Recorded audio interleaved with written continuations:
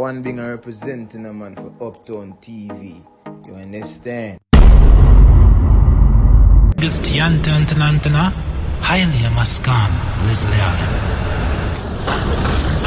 the name of the African ancestors who began the march of humankind in the womb of Mother Africa, we ask these ancestors to be with us, to strengthen us, and give us a vision for the future.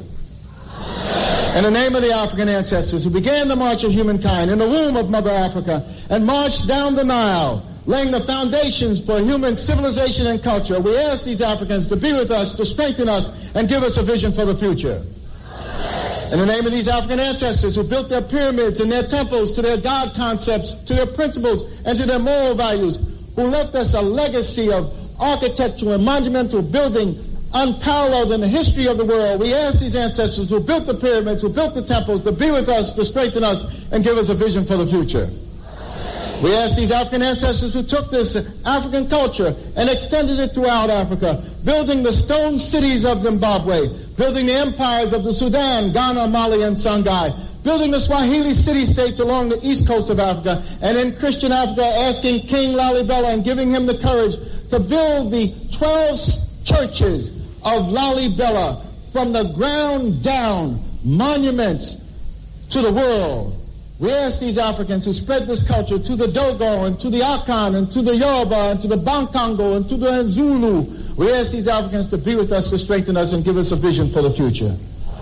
In the name of the Africans who opened up Africa, opened up the Nile Valley to other cultures and other peoples, and they came in and nurtured themselves on the African greatness.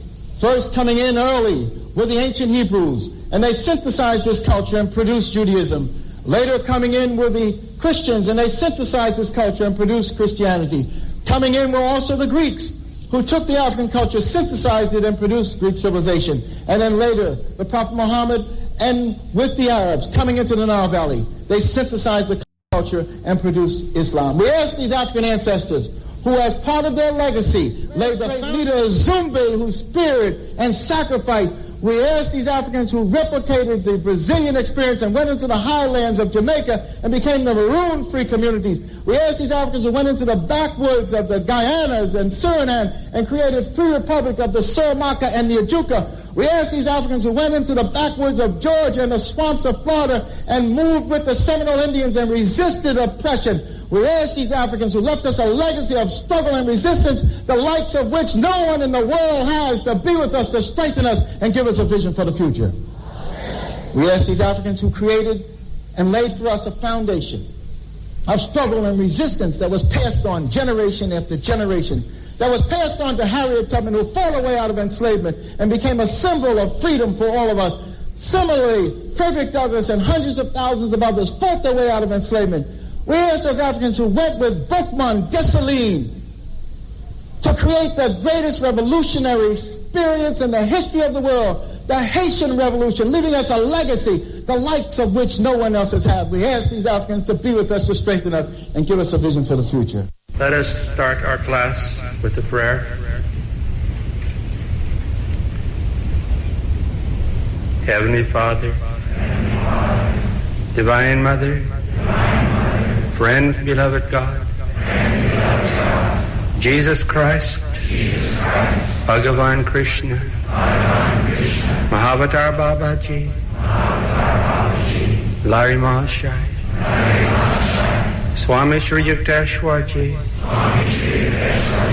our Guru, Paramahansa Yogananda Ji, saints of all religions, we bow to all of you. Heavenly Father, Divine Mother, great Gurus, receive our love, receive our desire to love you more, to attune our hearts and minds with your great presence. Om. Peace.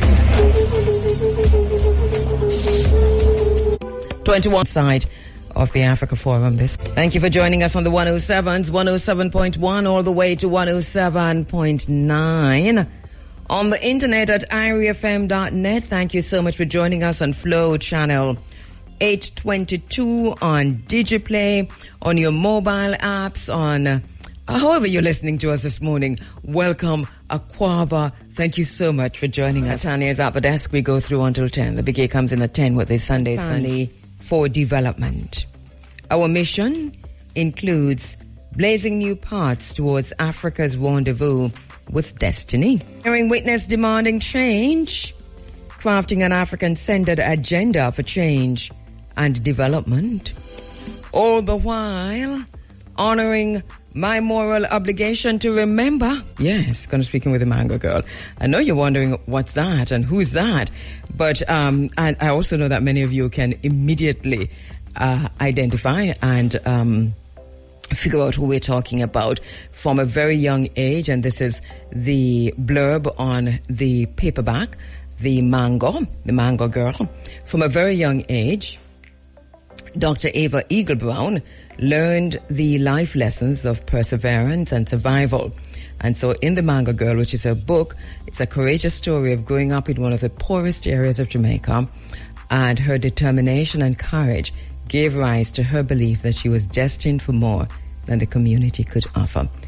And it goes on. There's a whole lot there. Going to go to the phone lines, though, because we're talking to her, not about her book necessarily, but at the end of the day, can't talk to her without mentioning that. So Dr. Ava Eagle Brown is the founder of the Black River Film Festival. She's renowned as a captivating storyteller, traversing the globe to share her compelling narrative, particularly, as we said earlier, that of the Mango Girl. Through her storytelling, she encapsulates the essence of Jamaican culture and heritage, weaving together threads of triumph over adversity, perseverance, and the indomitable spirit of a human soul. She is giving back to Jamaica by spearheading, organizing, and founding the Black River Film Festival. Dr. Ava Eagle Brown, thank you so much for joining us inside of the Africa Forum this morning. Hello, good morning. Thank you so much for having me. How are you? I am well, if you two are well, my sister. Well, I'm good. I'm standing looking at 3 mango trees. I mean, I couldn't have a better view. So I'm well. I'm in Jamaica. It's mango season. What could you ask for? Yes, it had to be you with the mango trees, right? Now, listen, I haven't read The Mango Girl yet, but it's a book that I am looking forward to reading. We're not talking about the book this morning so much. But before we get into the Black River Film Festival, a little bit about yourself, because the essence of the Mango Girl, from what I'm reading and just the blurbs on this is how you identify in many spaces, that it's a Mango Girl who has journeyed and continuing your journey, but here you are. So let's talk about that. You are from Jamaica, but you're not living in Jamaica right now, are you? I actually am from Jamaica, St. Elizabeth, to be exact. I share my time now between here and the UK. I'm looking to transition back permanently to Jamaica. So I'm here still, scoping the landscape, but love Jamaica to bits. Okay. And looking to come back here. My children love Jamaica. Okay. So, when it comes to your children, you actually have to sometimes comply. You've used your life story in Jamaica to write obviously what looks to me to be a phenomenal work, The Mango Girl. Just a blurb says you're from one of the poorest areas. So talk to us about your childhood and what that was like. I don't know how much time we have, but I'll do it quickly. Yes. I grew up in St. Elizabeth to a 14-year-old. I've actually just learned that since been here this year, to a 14-year-old teenage mother. I thought it was 16, and really was not owned. They said you're not owned by your father. So I grew up for a very long time with my mother's surname, and I was bullied and just treated really badly in the community. I was called a jacket, among other things. But the regular Jamaican story, I think, in a lot of ways. But I actually had a fire in my belly. I wanted something different from what I grew up seeing in the community. I wanted to be better. I wanted to be different. And so I didn't want the regular, having babies, because that was a recreational activity at the time.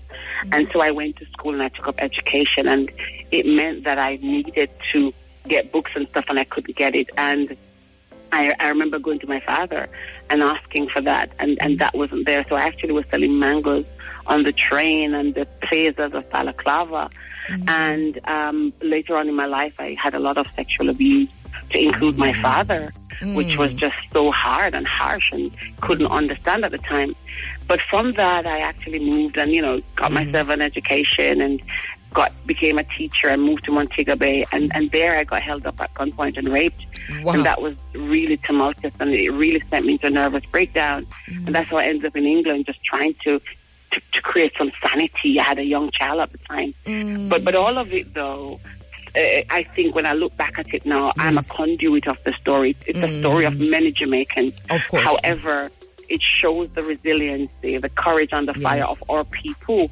And to be able to come back to Jamaica, which I've always done, and just get involved and get involved like this with the Black River Film Festival shows that we can heal. And just a general wider work that you're doing, because you're world renowned, as we said just now. I've been to a few places, yeah. The book is a bestseller. You've spoken to massive crowds. I've been on your website. I've looked at just about everything. I see what you're doing. You're a motivational speaker. Tell us a little bit about that work and how you moved from all of that trauma in Jamaica to the UK to return to us as somebody who is an author, bestseller, but also who has now founded the Black River Film Festival. Thank you so much. I want to put context on that, because one of the things that I don't like when people do is to use one experience to tarnish Jamaica. Jamaica is a beautiful place, and my experience was just my experience. It doesn't define the whole of Jamaica. Right. And so I wanted to put that context there very much so, because when I left and went to England, I really struggled. It took me 6 years to settle. I was just unsettled because I missed this little rock.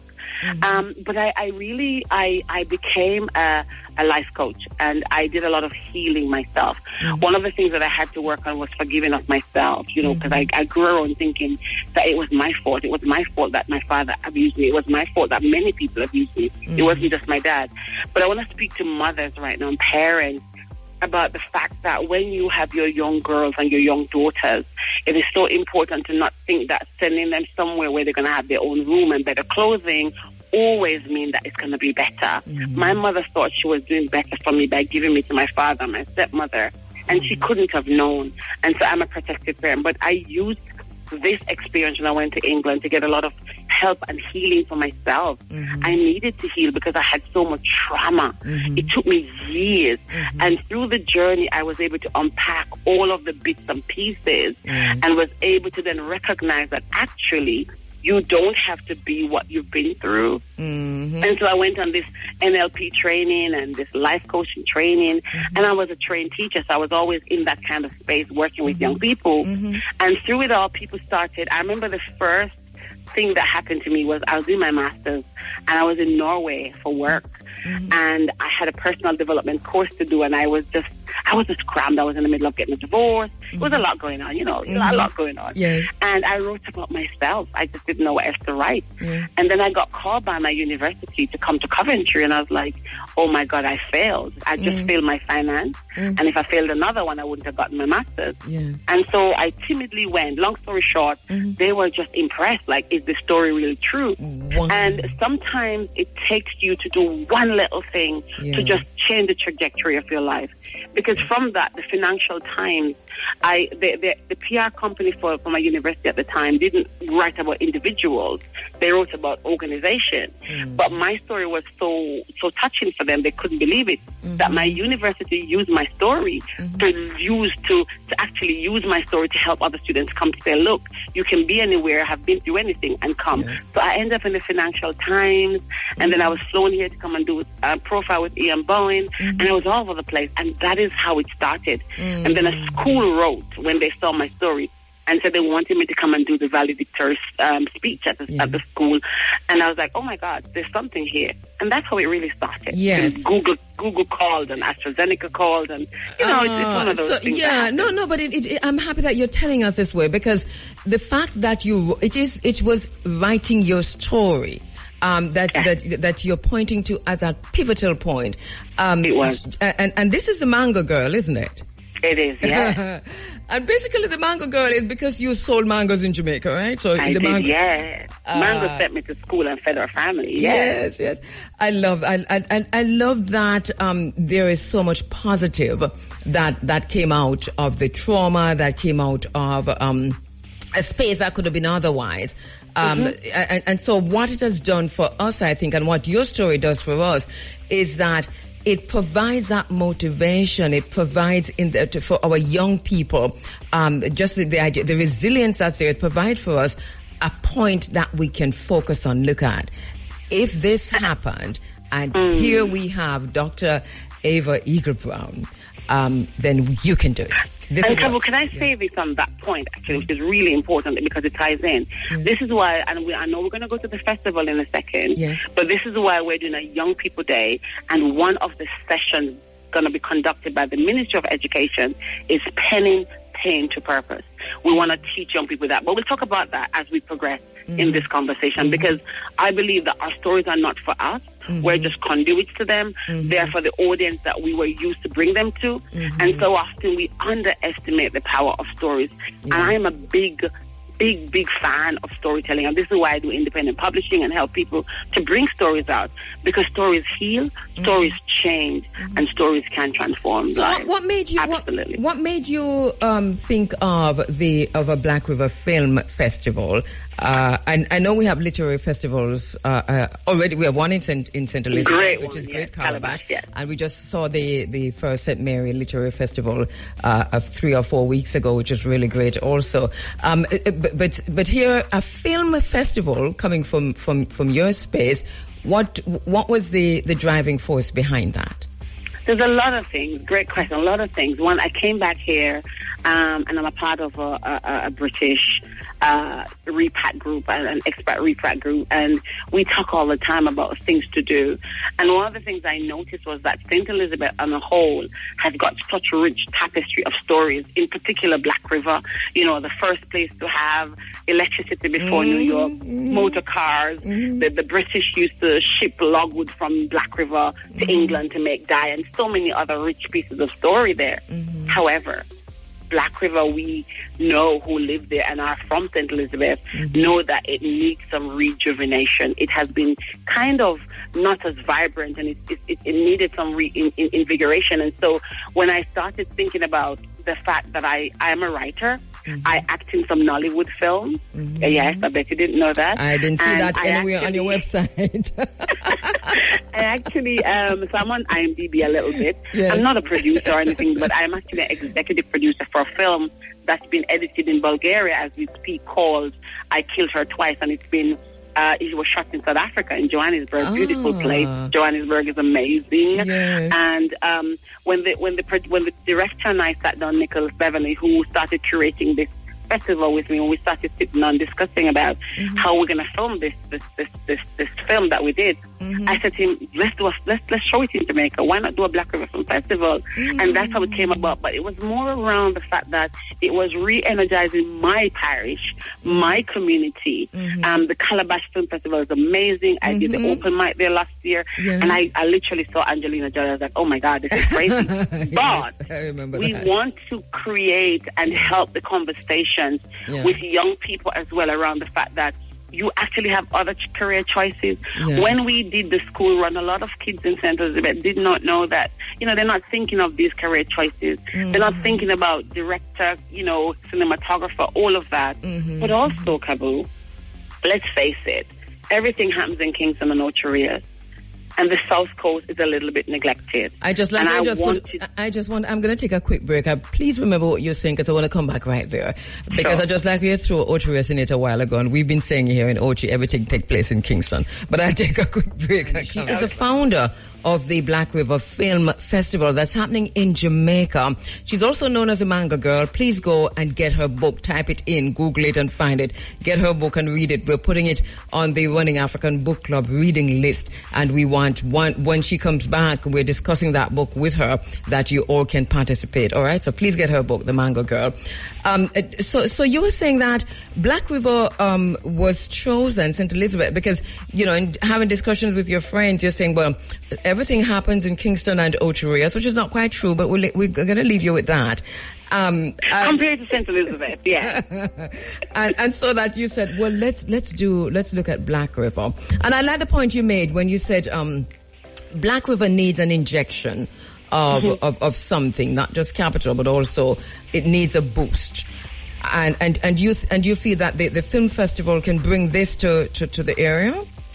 I think, Kabu, that is just, you know, I believe in when I travel Africa, and Kabu, I'm so disappointed. I have an African dress. I'm going to wear it today and send you pictures, because I'm going to the film festival downtown today and for Jasta, but I have an African dress today that I got from South Africa with an African woman's face, and I thought I was going to see it, so I came for the Africa corner well prepared.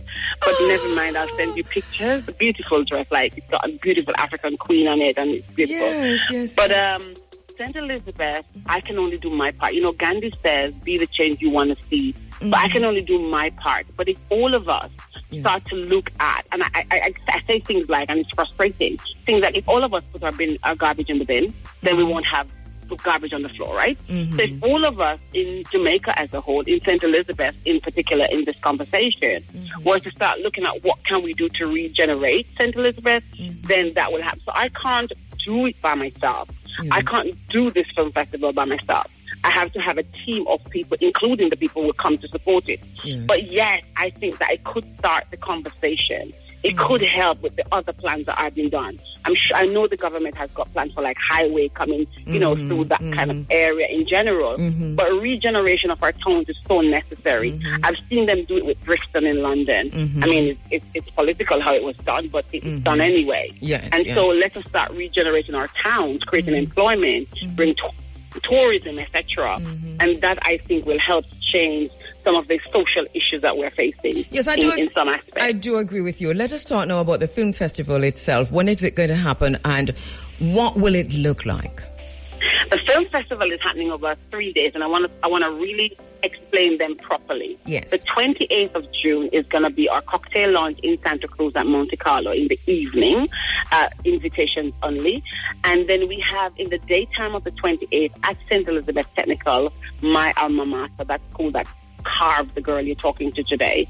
We're going to be having a day focused on young people from all over the island, so everybody is welcome, 14 to 18 years old.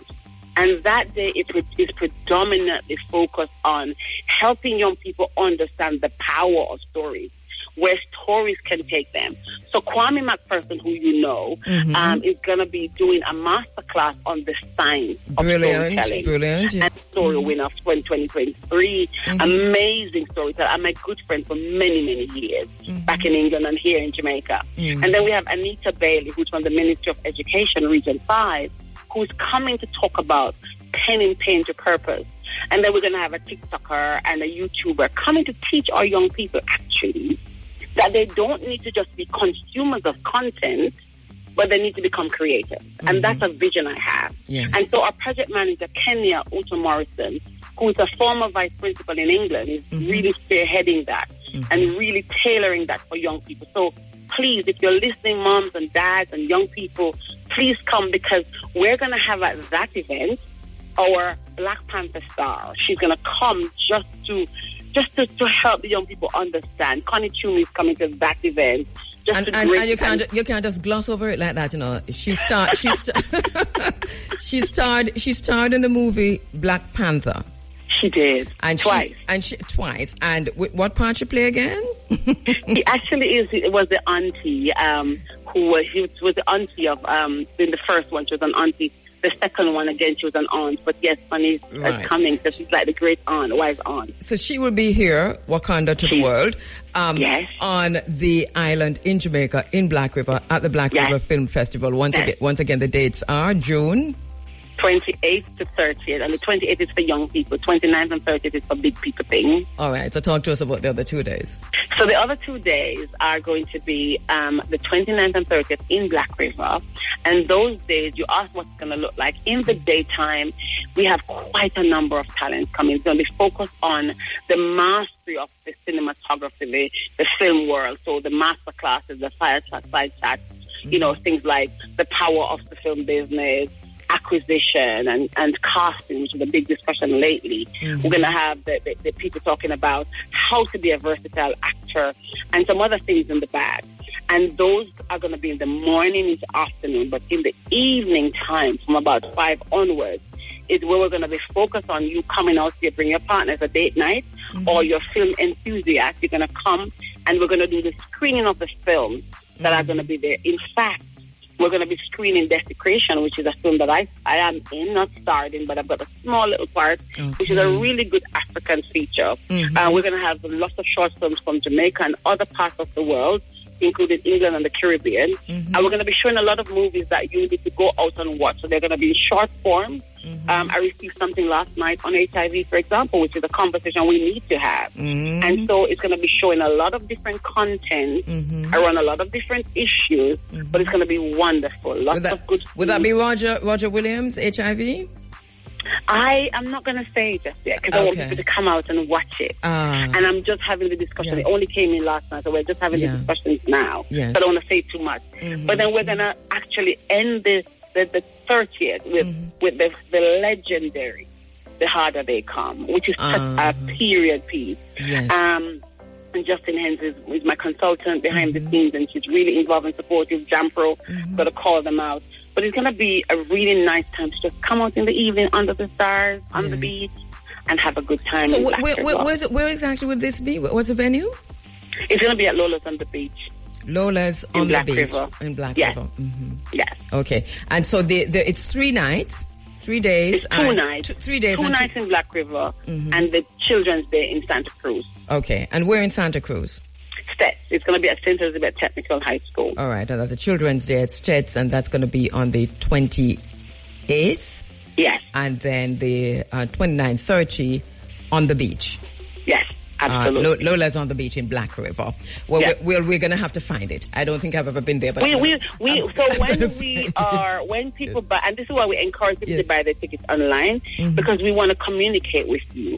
We want to give you behind the scenes information. If there are any changes, events can have changes all the time. Right. So this is why we're encouraging people to go on www.blackriverfilmfestival.com and secure your tickets. They're only $1,500 per day. And the reason for that is that there's some extra bonus to be had when you buy online that we need to communicate with you on. And so we want to plan, we want to prepare ourselves for you. We want to make sure that we give you the best experience. So that's why we encourage online ticket buying. Okay. All right. So it sounds all good to me. I heard you mention getting a film in last night, so people can submit films? Yes. Until the 31st of May. So if you go on to please follow us on Instagram. It's Black River Film Festival. We actually have our film call closes on the 31st of May. You've got a few days to still submit your pieces. We have our guest judge from Games of Thrones. I have to just drop that one in, who's flying into the country to be part of the program. And you have a bad habit, may I just say. So just name drop, right? Let's just name drop. No. It's something I learned in England. Just name drop. But you just throw it in and gone. So we have to come forward. For all of us who watch Games of Thrones and watch it 3 and 4 or 5 times. So who exactly do we have from Games of Thrones? We've got Marcus James. I lived in Northern Ireland, and I lived near to the Dark Hedges, which is actually in Games of Thrones. Yes. So I did. But Marcus James is Jamaican parentage, actually from St. Elizabeth. Yes. Just, born in England, and is in Games of Thrones. And he is coming down to be a guest judge and participate in a workshop about the art of being an actor and just really dropping some gems, because he's doing some great things at the moment with Vivian Fox and others that I can't say right now. Yes. And he's Jamaican heritage, and he's coming down to support us. Yes. Oh, brilliant. And I watched Games of Thrones and love it, actually. And I didn't realize that there was somebody from Jamaican heritage in it. There is. So that's really good news altogether. I know there are also some other activities that happen or seem to be happening on the sidelines around the film festival. Yeah, we have quite a bit going on. I mean, like Cornelius Grant has been so helpful and active with us from the One Love biopic, and so we've gone out and done some think tank and all kind of things, and we're going into schools and just really supporting and helping, because I really think that it's such a good time for us Jamaicans to create a new sound. And when I talk to the African persons who are coming, one of the conversations is, let us join together and create a new sound. We can, I watch Nollywood do this in England. I've been on sets where it's £2,000 they're using to film something. But my goodness, they're stuck at it. And one of the things that I admire about them is that they get their content out, no matter how it is. We need to start getting our content across the ponds a little bit more and just get more visibility. And if Black River can create one little dot in that, I'd be really happy and proud. I think my biggest dream for this is that 10 years from now, one of the kids who came to the 28th will come back to the festival and say, I am a cameraman or a producer because I came. And that's going to make a generational legacy that we all need to aspire to become part of. Let me congratulate you on this and thank you too for doing this and taking it to Jamaica. I think it's a brilliant idea. I saw bits and pieces of it, in the news over time, and I've been saying to my broadcast assistant, let us find who's behind the Black River Film Festival, because I need to talk to this person. And before we could get to you, here is a note that came in from Kwame McPherson to say, I've sent you something with the Black River Film Festival, and that to me, I wrote him back with exclamation signs to say that's synchronicity. Because this is exactly where my head is right now. I'm looking at Well, we actually, I've been having discussions with Ari FM. I won't say much here around the festival. And it's not the last you hear from us on Ari FM, guys. So just stay tuned. But can I just do one appeal, Kabu, if I may? Yes. I'm calling on corporate Jamaica to come behind and help and support us a little bit more. The support has not been as we would have loved it to be, and so I know we're new, and when people are new, sometimes you find that we want to watch and see how it goes. But I'm saying to you, here's a great opportunity to be part of something amazing. Don't wait for it to happen the next time around. Come and join us now, and let's have the conversation. Yes. What about Jampo? Are they on board? Jampo has been a great support. Jampo has endorsed the film festival. Jampo is supporting. I have a lot of support from Jackie, Film Commissioner, and President Cox. So I just want to shout out to them and say thank you. We really appreciate it. And to Justin Hensel as well, who's been really supportive. We really appreciate you. And the Black River Chamber of Commerce, Miguel Chamber of Commerce, and Jamaica Hotel and Tourist Association. Really amazing support from them. Thank you so much. We've had a few film festivals over time here on the island. I know Barbara Blake Hanna is somebody who's been behind a whole lot of them, and she's at the Ministry of Culture. What kind of a support are you getting from the Ministry of Culture, if any? We are in discussion with the Ministry of Culture at the moment, and so I don't want to bias those discussions. Okay. But I know that we're having discussions at the moment. Yes. All right. Well, we keep in touch with you. This is brilliant.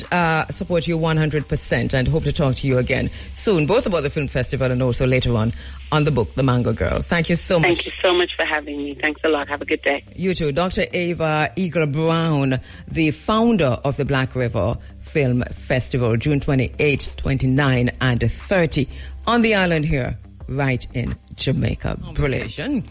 That we're having with author and specialist business coach, Angela R. Morris. Remember the book?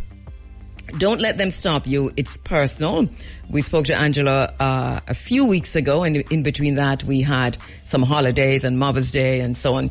So we're going to return to that conversation, because this morning we want to talk about male-female relationships. Yes, we want to talk about man and woman business. I know it is early in the morning. It is 7:33, but it's a family conversation, just a chapter in the book. Let me tell you a little bit about Angela as she comes online. Author and specialist business coach. She has worked in the health and social care sector for 25 years, specializing in working with providers of children and adults in need of care and support. support. She holds a master's degree in applied psychology. She also holds diplomas in child development, life coaching, and financial advice. She's a proud mother of 3 sons and a dedicated grandmother, and she promotes personal freedom. The book is Don't Let Them Stop You, It's Personal. And she asks, do you feel trapped in the opinions and thoughts that other people may have about you? Is your underlying fear of upsetting the people you care about getting in the way of your life decision making? Don't let them stop you. It's personal, she says. And this examines not only who may be getting in the way of your progress, but why you may be letting this happen to you.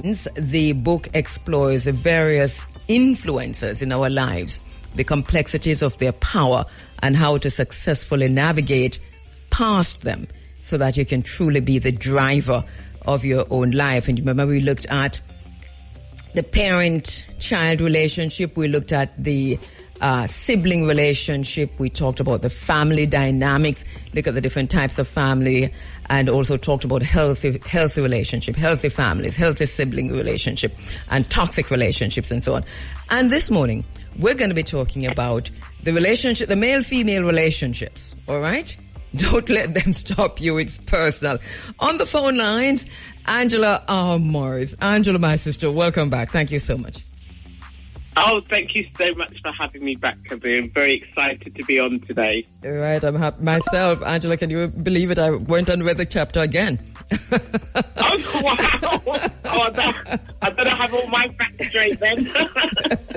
So I'm telling you, I've been reading your book, man. I mean, this is really a great book. So we want to look now at the male-female relationships. And one of the things that you started off by saying in this is that the bigger question is your current relationship a help or a progress or a hindrance to your progress? When wanting to progress or making progressive decisions for your life, do you come up against a wall of opposition? Are you made to feel guilty? Do you feel that if your partner is not included, you cannot proceed? And this is in reference to talking about one particular type of male-female dynamics. What you have done in the book is that you have outlined, I think, 4 specific ones and then go on to say what a healthy one should look like. So I want to start there about this dynamic, because you talk also in the book about your own personal experience and how it fed into what you studied, what you ultimately wrote. You have a master's in applied psychology. You're a development life coach and a child development and a life coaching expert and a financial advice expert. So you brought all of that to this space. Yes. I can see that, actually. So talk to us now about that male-female relationship and the different dynamics that can manifest.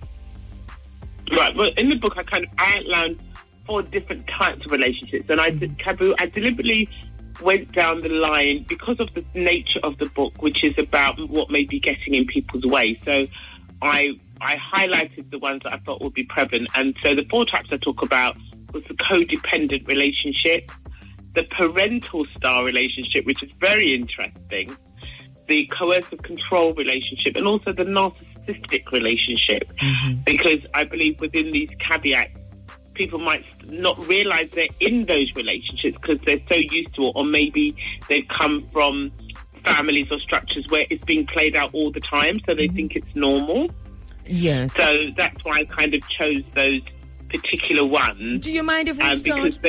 Do you mind if we start with the narcissistic? Because I want to go through each of them. I think it is important for us to do so this morning. We're talking about whether it is a marriage or an engagement or a boyfriend-girlfriend situation or a common law situation. But these are people in man-woman relationships, right? Yes, absolutely. So, the narcissistic relationship really... I think I start with when I write it, but I start off with the outcome of what that relationship looks like, which involves maybe the person feeling, isolated, they don't feel loved, they feel maybe a shadow of themselves as a result of having been in that relationship. Mm-hmm.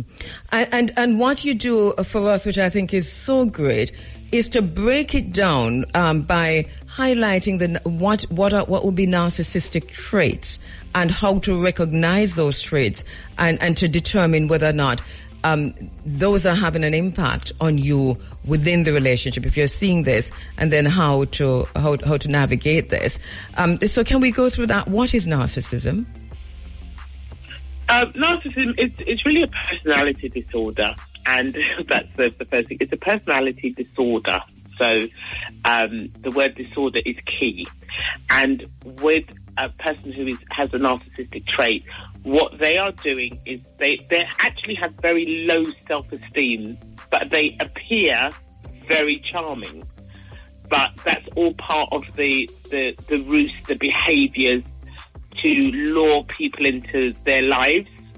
So, but the root of it is they have very low self-esteem, and they need people to constantly be boosting their ego. And it's also, there's a lot of males out there, but females do it too. Mm-hmm. But it just may play out a bit differently. So with that, and the whole point is you become that person's source of fuel. So if you think about it like a car, and you put petrol in the car, and if you don't top up the car, what's going to happen? It's going to seize and you can't drive it. Mm-hmm. Well, the narcissist, it's very similar. You become the fuel for them. Mm-hmm. And your fuel, and the energy and the attention and the focusing and the fussing all around them, that becomes fuel. And if you decide you're not going to give them that fuel, then you see the other side of that quote-unquote charming person. I want you to clarify something, because you made the point that they have very low self-esteem, but they're pretty charming. Yes. So the partner might not recognize them as having low self-esteem because of all the other things going on, which you also talk about. Cool. Right. So they're not recognize that there's a low self-esteem in the background because this person is presenting as bigger than life. Yes, it's almost like they wear a mask. And in fact, it is a type of mask. Mm-hmm. So not only could they're very, very charming, they could be very well dressed, they could have really good job, but they always initially, I think the key with the narcissist, initially, they always present themselves as really charming. And one of the strategies they use when they want something, they target. So what they do is, and it sounds really cold, but that's what they do. They actually target individuals. Mm-hmm. So when they're going after somebody that they want to have in their life, or call it their supply, then they observe, they watch, then they target you. And the way they do it is they do it by what they call love bombing. Mm-hmm. I mean, they shower you. Mm-hmm. Telling you how great you are, how wonderful you are. They love you. They'll buy you flowers. They'll take you for dinner. They will shower you, and they're bombing you with love. Mm-hmm. And then, if you are not what we call mind sharp, mm-hmm. you will just suck everything in mm-hmm. and be like, "Oh my God, this person loves me so much. I can't mm-hmm. believe I found this person. Mm-hmm. This is what they do for me. Oh my God, they bought." I don't care if they buy you a house, a car, or a bunch of flowers. It's still a form of love bombing. Mm-hmm. So they wait until you become. They play a long game, so they wait until you become emotionally attached to them mm-hmm. because you see everything as being genuine. Mm-hmm. And then it begins. What begins? Then the negative behaviour begins, but it's not initial. It's not, again, so think of it as like a slow burn. Mm-hmm. So initially you're love bombed and you give, then if you listen, and I talk about this a lot in the book, if you listen to them, what you'll find actually is when they're talking, they always talk about themselves. The conversation revolves around them. Even if you start talking about something to do with you, they manage to bring it back round to themselves. Mm-hmm. So you might say, yes. You might start a conversation. I was, my family or my this. Oh yes, well it was, when it was I, and there's a lot of I. Yes. But you don't hear it initially because they're not using it initially. Initially they're making it all about you, but then they flip it and then they start making it all about them. No matter how dramatic the story, they're going to find a way to turn it back onto themselves. And this is and another point you reference is also that they expect preferential treatment. Yes. So and again, you see, our role as individuals is to, we need to learn how to watch people. We say, oh, watch. No, you need to observe people from afar. So they do feel entitled. So it may be something as basic as, there's a queue. They don't want to queue. They're trying to jump the queue. Well, I'm not being funny, but everybody's queuing for a reason. Mm-hmm. Why do you feel you have to push past everybody? And, I'm not waiting for this. But that's starting to give you an indicator. So you need to kind of... And this is not a one-off, is it, Angela? This is this becomes a pattern. This is, if you pay attention, this is who they are. This has become a pattern. Yes. And if they don't get their way, they sulk or they have a tantrum. Because they don't actually, their big challenge, the narcissist doesn't like to put anybody's needs before their own. So, they want to hustle through, push up themselves. And you might be there thinking, like, calm down, what's the matter?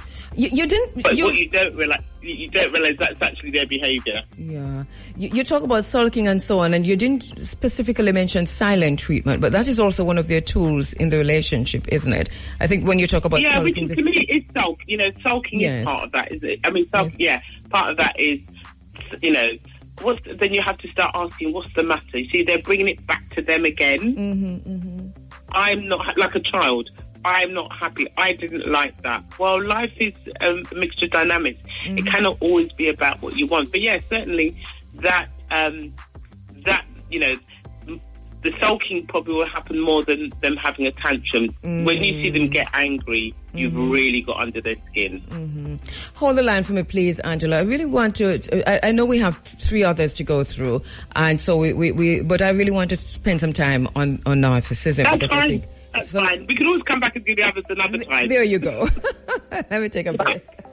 This Coach Angela R. Morris, Don't Let Them Stop You.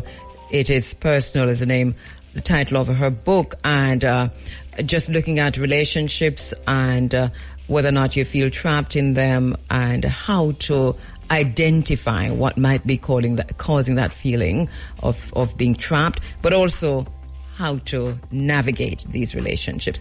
We're looking at the male-female relationships this morning, and one of the things that Angela has highlighted in this chapter is narcissism as a toxic relationship, right, Angela? This is a toxic situation.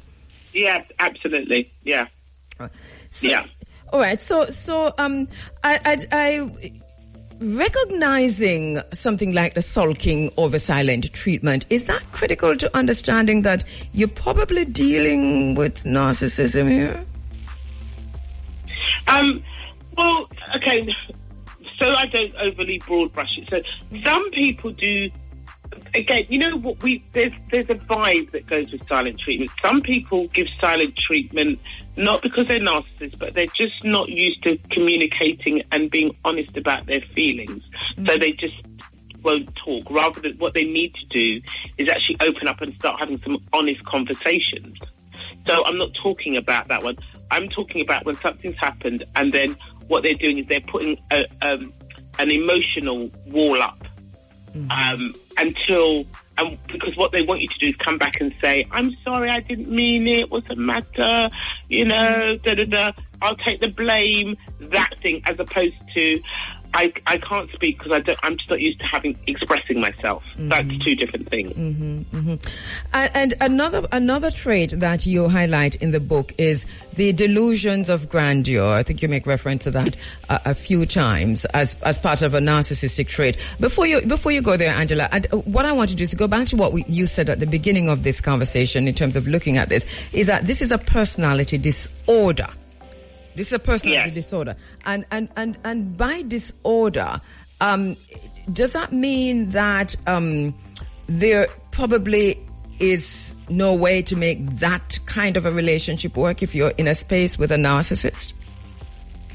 Yeah, so the blunt answer is yes. So, some orders can be treated like with personality disorders or like borderline. Sometimes they use certain types of medication to kind of help stabilize the irrational behaviors. Unfortunately, with narcissism, there is no medication for it. So, unless you're willing to subjugate yourself to that type of individual, they're not going to change. So, can they be changed? Very, very unlikely, because they don't see themselves as narcissistic. Because they're just like... Exactly. And then the point you made earlier about you being the supply. So you as the partner of the relationship being that supply. This is untenable. It's not sustainable, is it? In terms of what will happen to you? Well, ideally it's not, but you'd be surprised how many people, particularly females, sometimes you get, who continue to be that supply, because when the things, if you threaten to leave the narcissist can leave you, but you mustn't leave them. Does that make sense? Mm-hmm. They can decide they're done with you and they've found somebody else. Mm-hmm. But if you decide you want to leave them, they can carry on. I mean, they can carry on crying, begging for forgiveness, they're sorry, and, really emotional, get really emotional because they're trying to hang on to the supply. Mm-hmm. And you think, it's because they really love me. No, they're trying to hang on to their supply. And if you think of it like, it's almost like when you think about substance abuse and misuse, they'll do anything to get what they want. So they will humble themselves for the purpose of getting you back or getting you to stay. But it's not genuine. It's not from I really realised I've made a mistake, I should have appreciated the person more. It's not that kind of thing. It's like, I need you to be here because you are my fuel.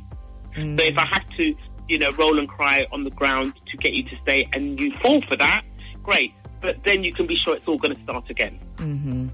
All right, so let's go to the next trait, which is delusions of grandeur. That is also a narcissistic trait. How does this present in the relationship? Well, again, it's always kind of, they feel they're better than you for a start.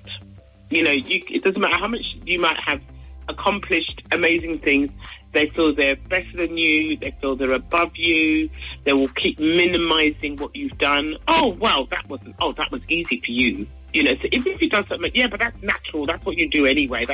So in a relationship, it's always like but when they're doing their thing, they were amazing and they're great, but your thing was like, so there's a lot of minimizing in the relationship. Mm-hmm. And it can almost look in the guise of almost feel like a compliment. That comes naturally to you. But the way they're saying it is to say, do not think you're going to inflate yourself over me. Backhanded, a compliment that's really not a compliment. Yeah. And then it's not really a compliment. And so that so you talk a lot about supply, that you are their supply. And it compliments. One of the things you said in the book is that for them, compliments provide part of that supply for them, whereas they themselves withhold compliments. That's right. Correct. This is, to me, this is in relationships we find narcissism. I'm not quite sure if this is something that's growing, and more people are talking about narcissism than before. I'm not quite sure what is causing this. I don't know what you have noticed, if anything. I think it's more of an what I would say, Kabu. I think it's more people are able to identify what the behaviour was. They didn't have a name for it before. It's always been there. And people may have even observed their parents operating in that dynamic. Mm-hmm. But now we have a name that we can put to it.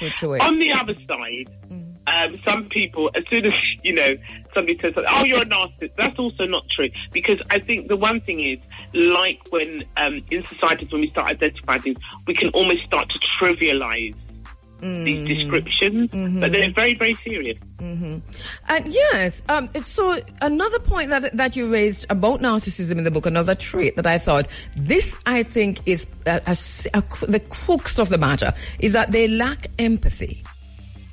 Yeah.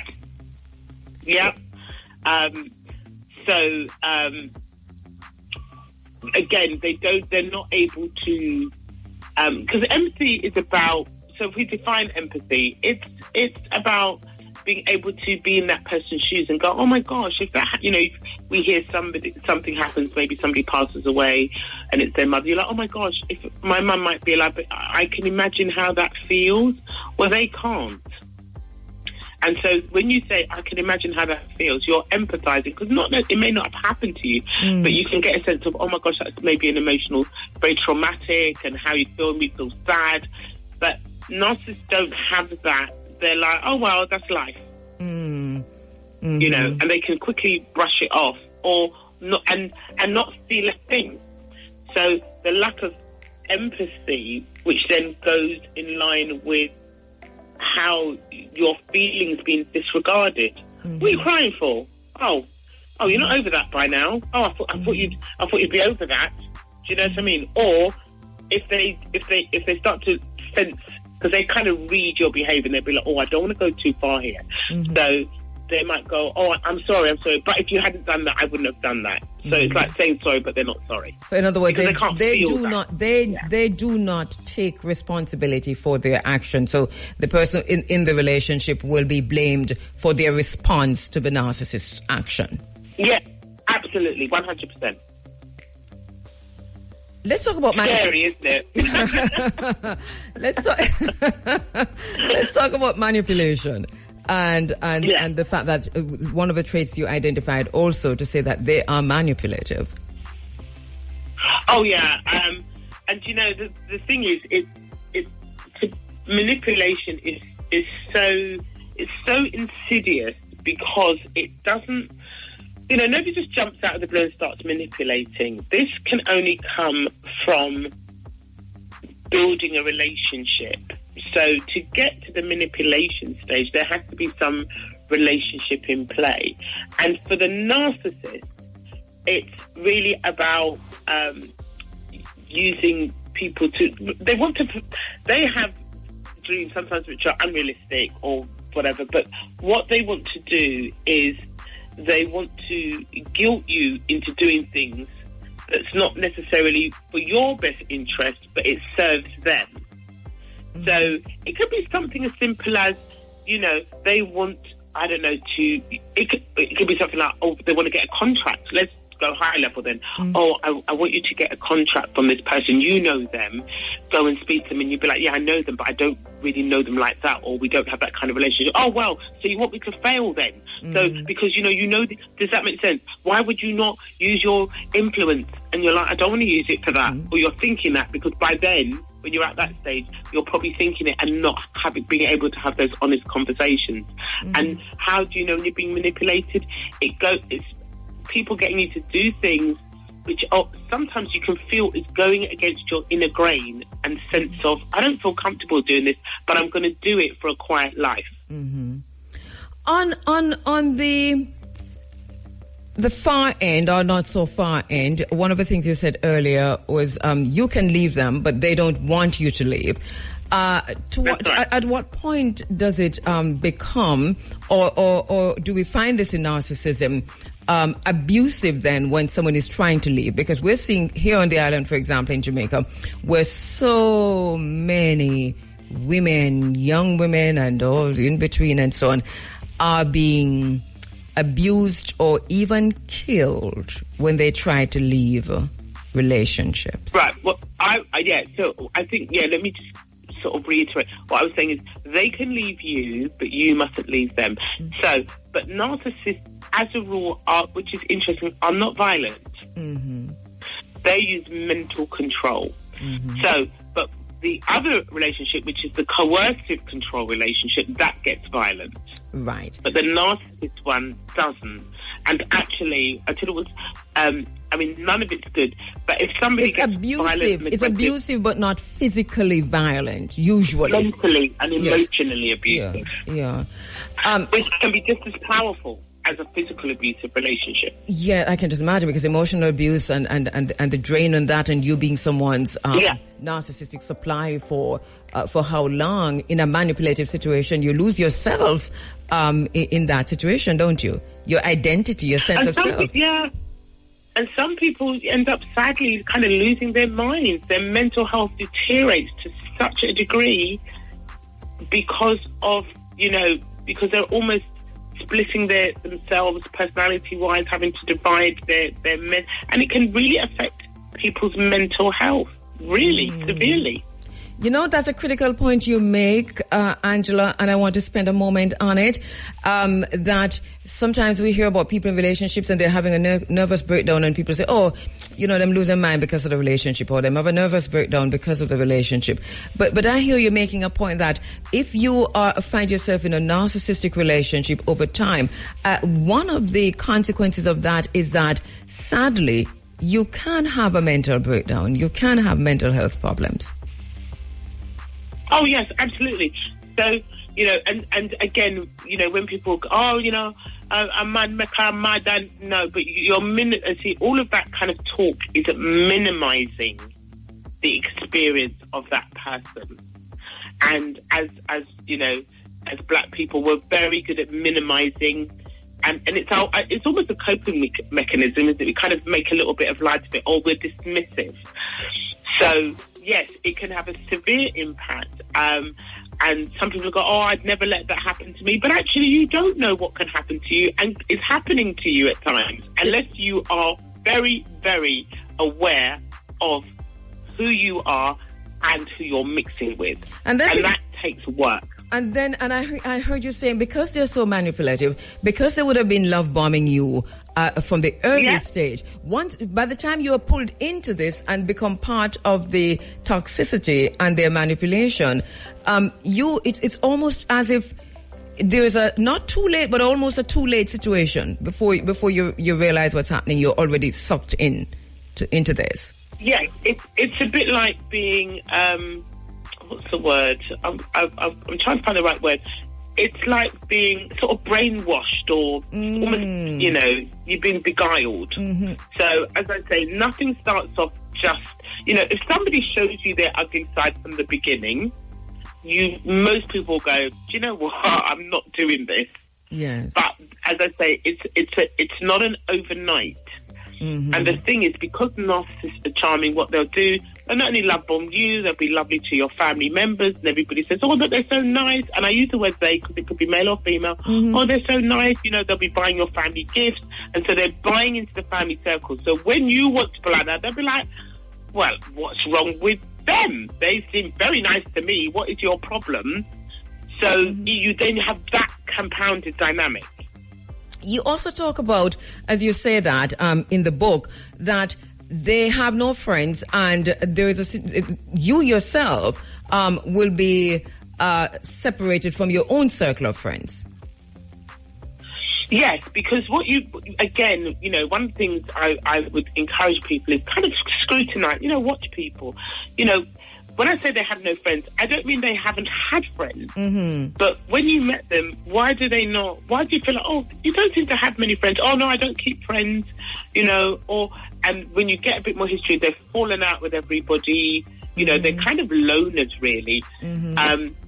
But because after a while, because they dismiss people because they've got no use. It's like wringing out a rag. You're finished. Mm-hmm. You're done. Mm-hmm. So. And then what they will do is eventually, again, through behaviours, they don't want to go to, like, family gatherings. Mm. They're oh, no, go by yourself. Don't think that person's really a good friend to you, or I don't like the way they treat you. But what they're doing is, that's your friend. You met them before you met this other person. And whatever that is, I'm not saying there's not best intentions there, but for the narcissist, it's all about separating. Oh, don't you think the way they look down on you? Oh, did you? I'm the one you need to worship. Exactly. Hold on, please, Angela. Let me take this. Is phenomenal. Wow, hold on. I know that a lot, and I'm because I'm getting your text. And a lot of people are texting me privately. Those who have my number, make sure they're texting me. I'm also getting your emails. So I'd realized what's happening here.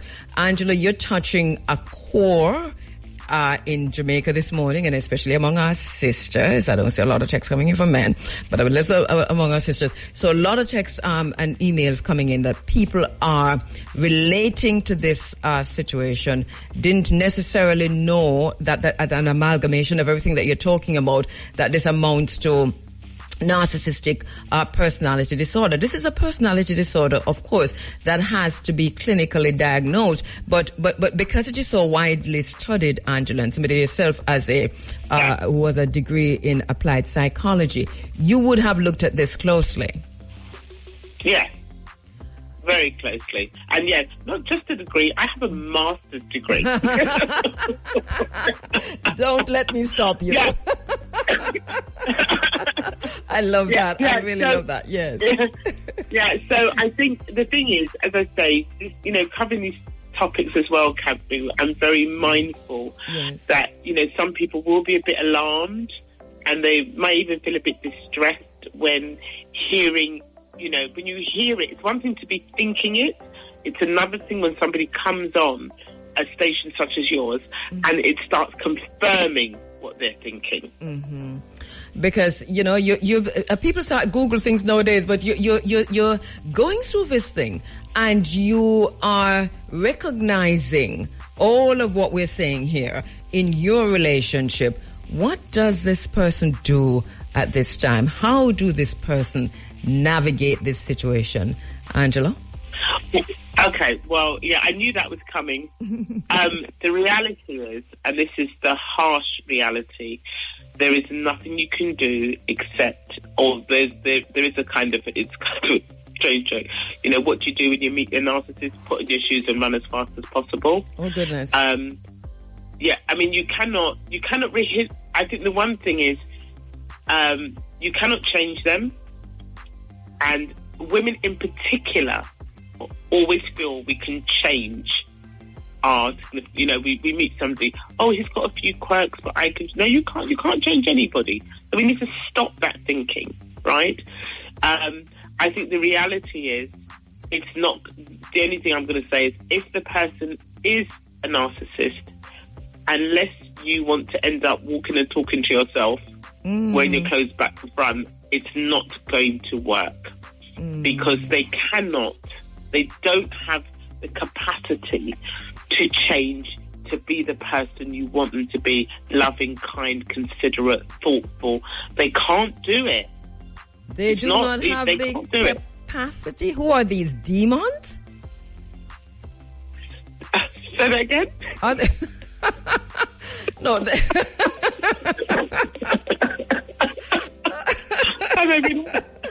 I know. I just move away from the whole journalistic thing.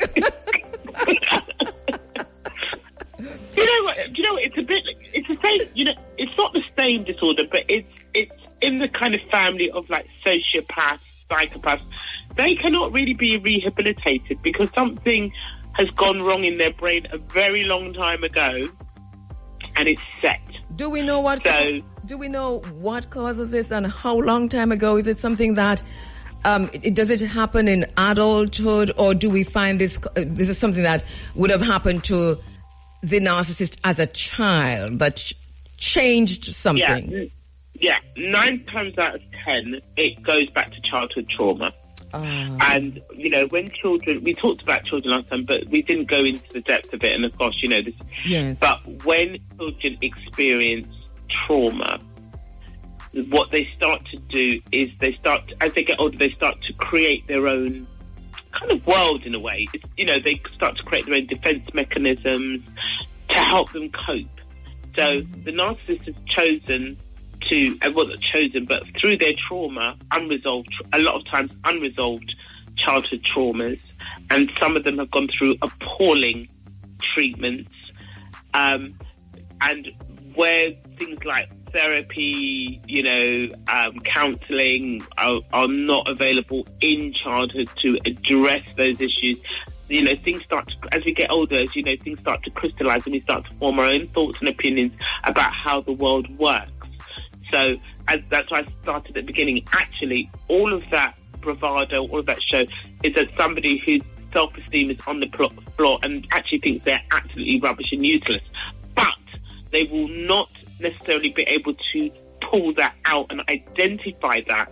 But that's where those behaviours are coming from. It's coming from a place of, I don't even like me. And if I don't like me or love me, how can I really love you? Mm-hmm. And that I don't like me, I don't love me is well hidden because you talk about a mask, right? That they wear a mask so that you never really see their real selves unless they want to show that to you for some reason. Yes, and the mask will slip when you start treading on their toes and doing things they don't like. Then you'll see that mask come down. Such as?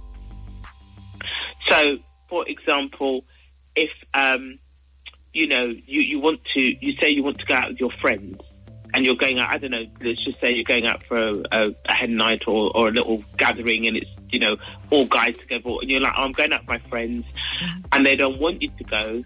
And then you say, yeah, but I'm going anyway because it's my friend and it's her birthday and it's her 30th or whatever, or his. Then when they start switching, so they may go into full-blown rage. I told you, you're not going out. Or, I told, how many times must I tell? And start shouting and carrying on. And you're like, hold on, I just said I'm going to a party with my friends. So what you see, you know who my friends are. So you see narcissistic rage. Yeah. But I still hear you saying that they will not... when you say they won't get violent, you're saying that they will not kill. But what is narcissistic? Yeah, they don't usually get physical. Yeah. What's narcissistic rage? Sorry. What's that rage? Well, literally, it's a tantrum. It's shouting. It's carrying on. No, like I say, they don't normally do violence, right? So if people are experiencing, domestic abuse, that's part of the coercive control relationship because that's saying, if you don't do as I say, I'm going to physically make you do as I say. But narcissists don't go down that route, but they wear you down through taking you on their emotional roller coaster. So they will explode, just verbally explode. They might break some things, but they won't touch you. And that's the bit that sometimes keeps people in these relationships. Well, has he hit you? No. Well, what's your problem? But have you been in the presence of their rage? No, you don't know what that looks like. So these are the ones who will come back with flowers, and they'll also come back with, if they want more narcissistic supply. They're not ready to let you go. Yeah. But No. Are there situations where what about promiscuity? Are they able to be faithful in a relationship, or they're usually promiscuous? Oh no! Yeah, no, they can be faithful. Absolutely, because you're the supplier. They don't need anything. If you're full on giving supply, they don't need anything else. What about getting supplies? What about getting supply? If the supply, say it's a marriage and the supply is being depleted here, then would they go outside for other supply? In other words, do they go in search of supply? Yeah, absolutely. If the supply is depleting and you're not, but then they have no time for you whatsoever. You're just there, because they're obviously going off and getting their other supply because they must have it. So they will. If you're not going to give it to them, they will go and find it elsewhere and pour them whoever they find, right? And when we talk about supply, I know that I asked you this already, but I need to reiterate. What are we talking about? Because they sound like vampires. I know I said demons. I said demon one time. I know I was saying vampire. But it's that constant indulging them, constant compliance, constantly making them happy, bending themselves out of shape you would bend out, always making sure that, always, continually giving them compliments. You've got to always praise them. If not, they're going to come looking for, didn't I do well? You're like, okay, you made the chicken. Would you want a medal? But, that's got to be, that was so fantastic. Oh my gosh, where did you get the recipe from? Do you know what I mean? So this constant need, because the one thing the narcissist does not like is to be ignored. If you want them to start getting agitated, they have to be the center of attention. And when I say ignored, oh my gosh, they have to be the center of attention. And even if you go out with them, they will end up being the center of attention because they're very charming. They can pull a crowd around them, tell funny stories or whatever, and you're there thinking you're a clown because that's not really who you are. But they will present themselves, and that's what makes it really tricky because everybody looks and goes, what do you mean? He's or she, they're the nicest person, but, very witty, all of those things. But behind closed doors, they become something else. And so, yes, but as long as you keep supplying them with the fuel that they need to make them feel elevated, to make them feel great, the problem with that is then you start to do things that you don't really want to do. So, hence, and if you think about the journey, you've fallen in love with this individual, then you'll do anything for them to keep them. But it's understanding that those people are not worth keeping, if that makes sense. So I think one of the things we need to do is we need to teach our children about these characters. And I think I put in the book, when you meet somebody and you go, seems pleasant, but there's something a bit off about them. And you're not being judgmental. You just can't put your finger on it. Follow that trail. Your instinct is usually right first time. Yeah. And another thing you said through this program is that the first time they show you themselves, that's them. Yeah. Yeah. And I hear you also, and the point you're underscoring is that there is a saying that when you meet a narcissist, what should you do? Put on your shoes and run. That's what you said. Yeah. So there's no way to rehabilitate that person. You can't change that person. Nothing you can do apart from walk away. Even if you have to walk away, so even if you have to just walk away and leave everything behind, go. Yeah, you know what? Life has, it sounds really tough, and I'm really sorry, to all the listeners who are going through this. But you know what? You can always rebuild your life. But what you can't always do is rebuild your mind when it's been broken from being in such relationships. That cannot always be repaired back to its full state, depending on how far. And, people have gone up and killed themselves because of being in these kind of relationships. Wow. So, is it easy, better to go off with the clothes on your back and find a friend to stay with and detox, because you do need to detox from these individuals. Hold that point. I'm going to come back in the last 10 minutes or so to talk about detoxing. Sure. Detoxing. Yeah. It's personal, talking about narcissism. The last 7 or so minutes, Angela, you're saying for persons who will recognize, even from this program or long before that, you're in a narcissistic relationship, somehow you think you can fix it, you can't fix it, you're going to have to walk away. You're saying, but once you do that, there is a detoxification that becomes necessary. Yes, you have to go cold turkey, right? And that means you have to cut them off. And that means no WhatsApp messages, no phone calls. You have to literally cut them off, because if you take that call or you start responding to that message, you need to block them. Because if you start that, they will draw you back in, because they'll revert to their original charming self, and you will be persuaded, oh, they've changed. But they haven't changed. It's the same old, then recycled. But this time they're desperate. So that's the only way. And I'm not saying it's not painful. I'm not saying it's not hurtful. But I tell you what, it's better to preserve your mental and emotional well-being than to just be in a relationship to say you're in a relationship. That's not worth it. I noticed online, for example, that people form narcissistic survivors groups because of the mental health problems that they faced afterwards. That people refer to themselves as survivors. Yes, because that is and because that's what happens when you get out the other side. You have survived, because some people sadly have stayed in those things to their grave, and that's really sad. So yes, it goes into that category of surviving, and it's great. If there are groups, then and if you're able to join one. But listen, make no mistake, I'm not minimizing the amount of courage it would take you to leave.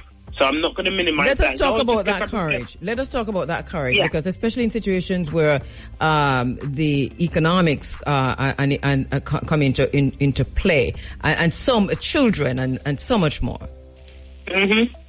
Let's talk about that. Well, the thing is, So the courage, this is across any relationship that is toxic, perverse. The courage, yes, I understand the dynamics or whatever, but you know, life over money is all I'll say. If you've managed to keep a friend, if they haven't managed to, and family, the courage is you're gonna have to swallow your pride. And you're going to have to say, look, I need your help. I'm in this situation and I need to get out. Please, can you support me with this?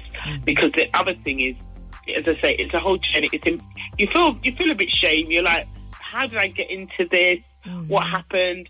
Then you feel like, oh gosh, then I'm going to expose that person. There's a lot, you know, going on with that. But as I say, your well-being, there's no price on your well-being of your mind. But I also, and your emotions. I hear you say go cold turkey, cut them off, WhatsApp, everywhere, social media and so on.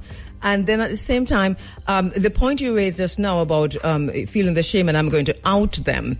Advise our listeners as to the dangers that might be involved if you try to out a narcissist. In other words, if you're going cold turkey, shouldn't you just go cold turkey? Or what kind of dangers could you like? What I should say, when I say out them, because, you know, if you say to somebody, look, you know what, I need to come and I need to stay with you for a bit, you know, it's not working out between me and whoever, I need to spend some time with you. When I say out them, because they might be like, look, you're rocking at my house with 3 kids, what's going on? So outing them is having to maybe describe some of your experiences, not put them on blast on social media. That's what I mean. But even then to disclose their behaviours to somebody else who perceive them to be all right. And that's what I mean about courage. But then you do need to find trusted people to connect with and to speak to, and that can help you. I think, you know, if you can, because what will happen with narcissists, I say they don't do aggression, they don't do violence, they will just go and find the toughest part maybe for some is they'll go like, all right then, and go and find somebody else. But won't they devalue you? What about the lies and the denigrations and the way they devalue in the public and so on? Because this is also something they do, don't they? They spread lies and they tear your name down literally. Yeah, but my response to that is if people really know me, they know I'm not like that. You cannot worry, you know, your critics are behind you. You cannot worry about what people are saying, which is not what my whole book is about, is that don't let them stop you. Exactly. If you worry about what people do, you will be, you know, in paralysis forever. Everybody likes a story, everybody likes a bit of gossip, but guess what? You might be the subject of gossip today, but you're certainly not going to be the one for tomorrow. Somebody else is going to be served up. Exactly, I'm 100% with that, and this is why I find your book so useful, you know, because you speak truth into the spaces, the truth that all of us need to hear. One of the things I say to people when they talk about, you know, people saying this about you, people saying that about you, people saying that about you, I say, but how did you hear? You would have had to spend some time there listening to all of that. So, you know, Exactly. I wouldn't, you know, my mum always used to say, right, my mum's, well, one of her favourite sayings, I remember the time, she said, you can't pay rent, you don't pay rent for other people's mouths. So, you can't, you know, classic Jamaican saying. So there's nothing we can do. Can't do anything about that. Yeah. But preserving you is more important than that. Yeah. So take care of yourself now. 2 minutes. Take care of yourself. You've now come out of a narcissistic relationship. We know that it was difficult to do. It took a lot of courage. Now you're out. Take care of yourself. 2 minutes. Absolutely. How do you do that? Can I just shout out before we go, can I just shout out my Jamaican family over in Spurtree, over in Kingston, over in Mandeville, to say hi to everybody. But you don't call nobody name. Angela, nobody name not call you. No, you know what, because the list, okay, I'm going to call Len because he's my brother, but the list is so long, I don't want to offend anybody. And I'll call Dave over in Kingston, and then see we go now. So Pat, Dennis, I haven't forgotten you, and yeah, it goes on and on. I know. Katie, you're there. So I can't call everybody, but they know who they are, and they know I love them. And I'll be coming out to Jamaica in the summer. So and when you do, please come in the studio so we can open the phone lines and have people ask you questions directly. Oh, yes, that would be great. So, Angela, we have to continue this conversation, of course, male-female relationships, because there are 3 other categories that we have not looked at yet. Quickly tell us what they are again. One is coercive. Yeah, so the three other ones that we're looking at. So we're going to be looking at the parent-child relationship. That's going to be really interesting, where you are treating one is the parent and one is the child. Right, so and by the way, that is within the relationship, so our listeners know that one of the partners is a parent and one is a child. The parent-child relationship. That's right. Yes. Yeah.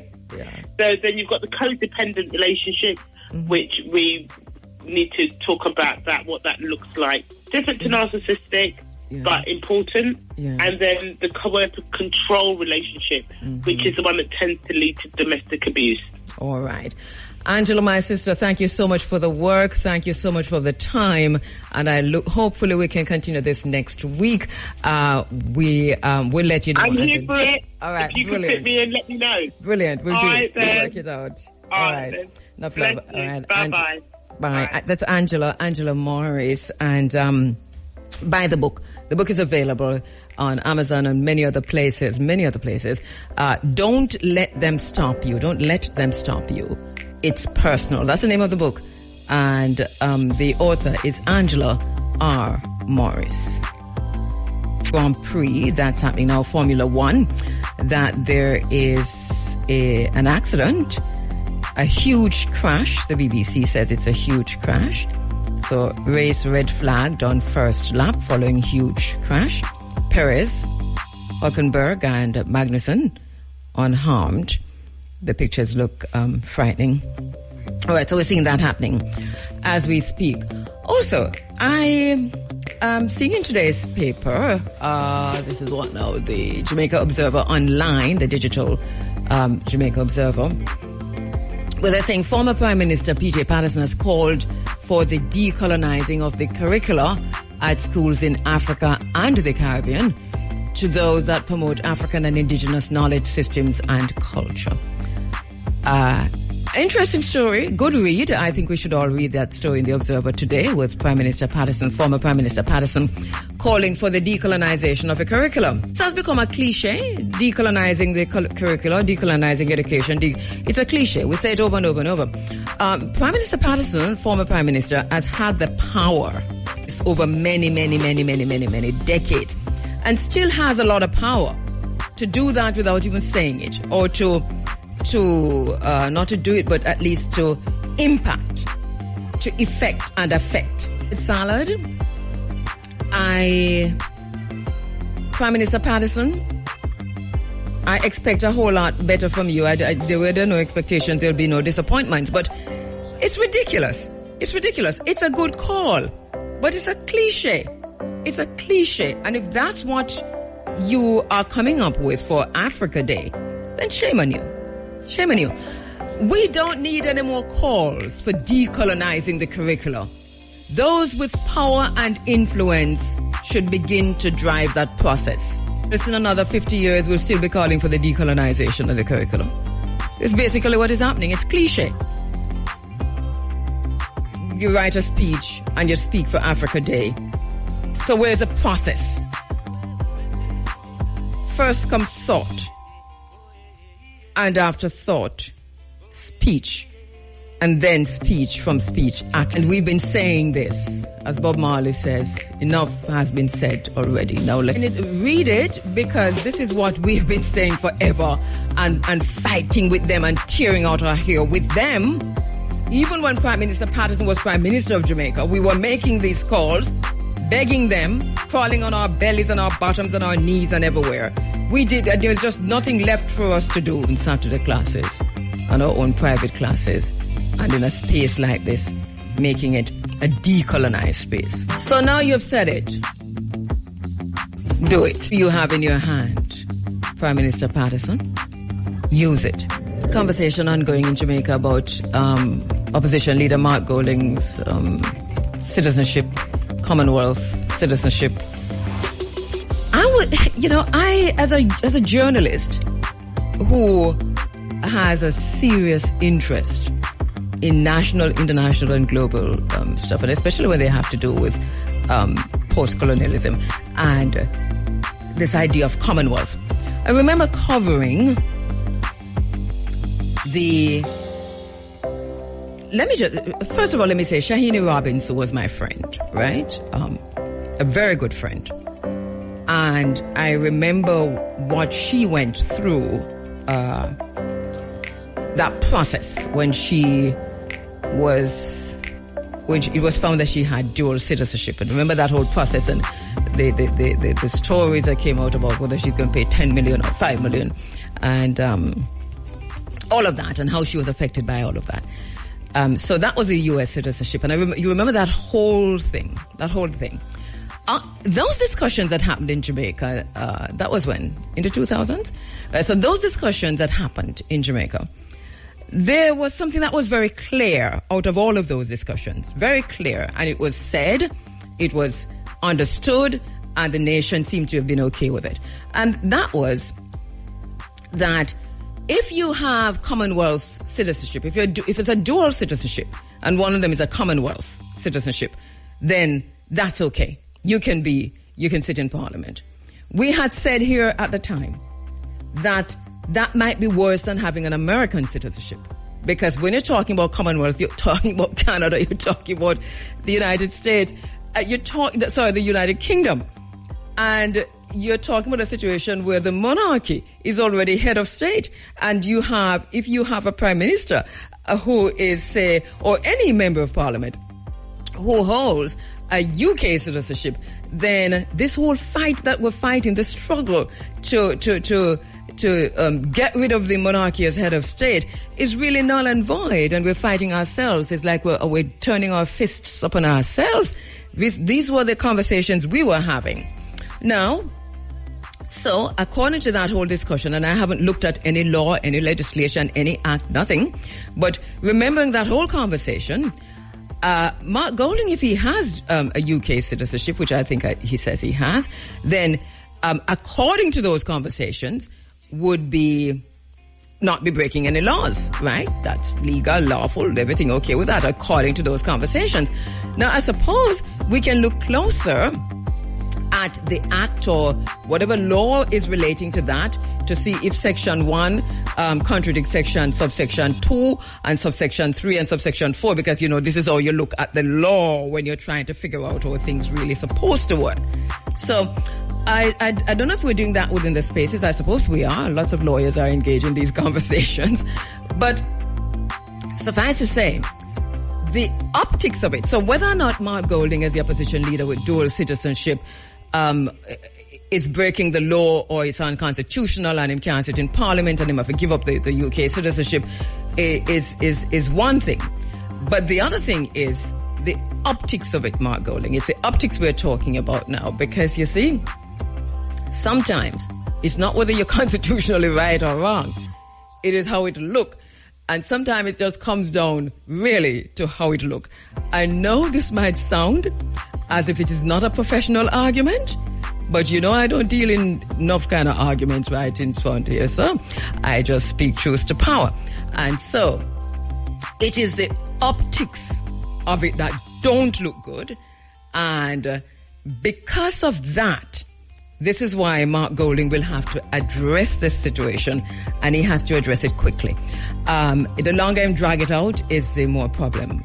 You can't, the whataboutism not necessarily going to work, because of where you stand in the party. You're the opposition leader, election, you win, then you are the prime minister. No, so it go. It not necessarily follow, but in Jamaica it always. Here we are. The point I'm making is simple, is that I understand that constitutionally speaking, there are acts and laws and regulations and so on that relate directly to Commonwealth citizens holding dual citizenship and whether or not they can sit in parliament. A lot of people have done the research on that. Gordon Brown, for example, wrote an excellent article back in the day when we were having these conversations about Shane Alexis. Remember that? I don't know if you can find it. I don't have it here. I didn't look for it, but it just come back to my mind now. Gordon Brown, I think, Gordon. Is Gordon Brown the name of the columnist who writes in the newspaper? Yeah, man. He had an excellent article at the time of Shane Alexis. If you find that article, it will take you, and he did a lot of research. there's an argument to support Mark Golding having dual citizenship because one of the countries or the two countries are Commonwealth countries. That came out way back then. But I suppose, and I remember Gordon Brown breaking it down to say that when you go back, it has to reference that, and you have to reference another point, and you have to reference another point, and so on. And he had come down to say that Shane Alexis needed to give up, I think. I hope I'm not misquoting him. I hope I'm not Mr. Mark Golding, the optics. And it goes beyond the optics too. Let me tell you how far it goes. Managed. For as long as you've been in politics, to have maintained a pretty squeaky cleanish record. And so, even if people cuss you, them still recognize, say, them not see you in the tribalism, them see you try for dance, and them see you help, the whole marijuana business and so on. So that you are not seen in a certain way. You're not perceived in a certain way. What this is doing is tainting that image because it comes with the word hypocrisy. And it comes with the word betrayal. And it comes with the word hiding it from people and so on and so forth. So it is just how it look. It don't have nothing to do with the law or the constitution right now. It is how it look, Mark Golding. It is how it look. It's the optics of it. So that's my 2 penny word. Do what you have to do. You see, we go to the Hydra and we go to the two-headed monster and so on. It is what it is because I hear the whataboutism and I hear about the Integrity Commission. I hear about the 6. I hear about, filing your this and filing your that. No, apples and oranges, some things are equivalent. And Mark Golding, your image so far has not been suffering from the kind of tribalist miasma, the miasma of corruption that hangs over that place.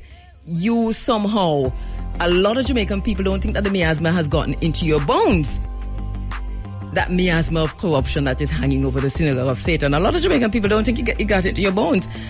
But now, that image is being impacted. That image is being affected. Honors in international relations from the University of the West Indies, as you know, an environmentalist, a cultural and maroon rights activist. And we're going to introduce Alex now, because you know him now. So, good morning, Mr. Carr. Good to see you in the studio. Thank you. Good morning to you and good morning to your listeners. Welcome again, Alex. Morning. Thank you for having me again, sis. Yeah. Good to see you. Yeah, good to have you in studio. Here we are, though, on, one of these times when it is our activism, our advocacy, and our concern that bringing us together in this moment. We want to talk about access to one place in particular. And we think we need the time, that 1 hour you see we have here, to talk about access to this one place. It's a place that our ancestors accessed, our indigenous ancestors, the Tainos, our African ancestors, Queen Nanny of the Maroons and them, accessed.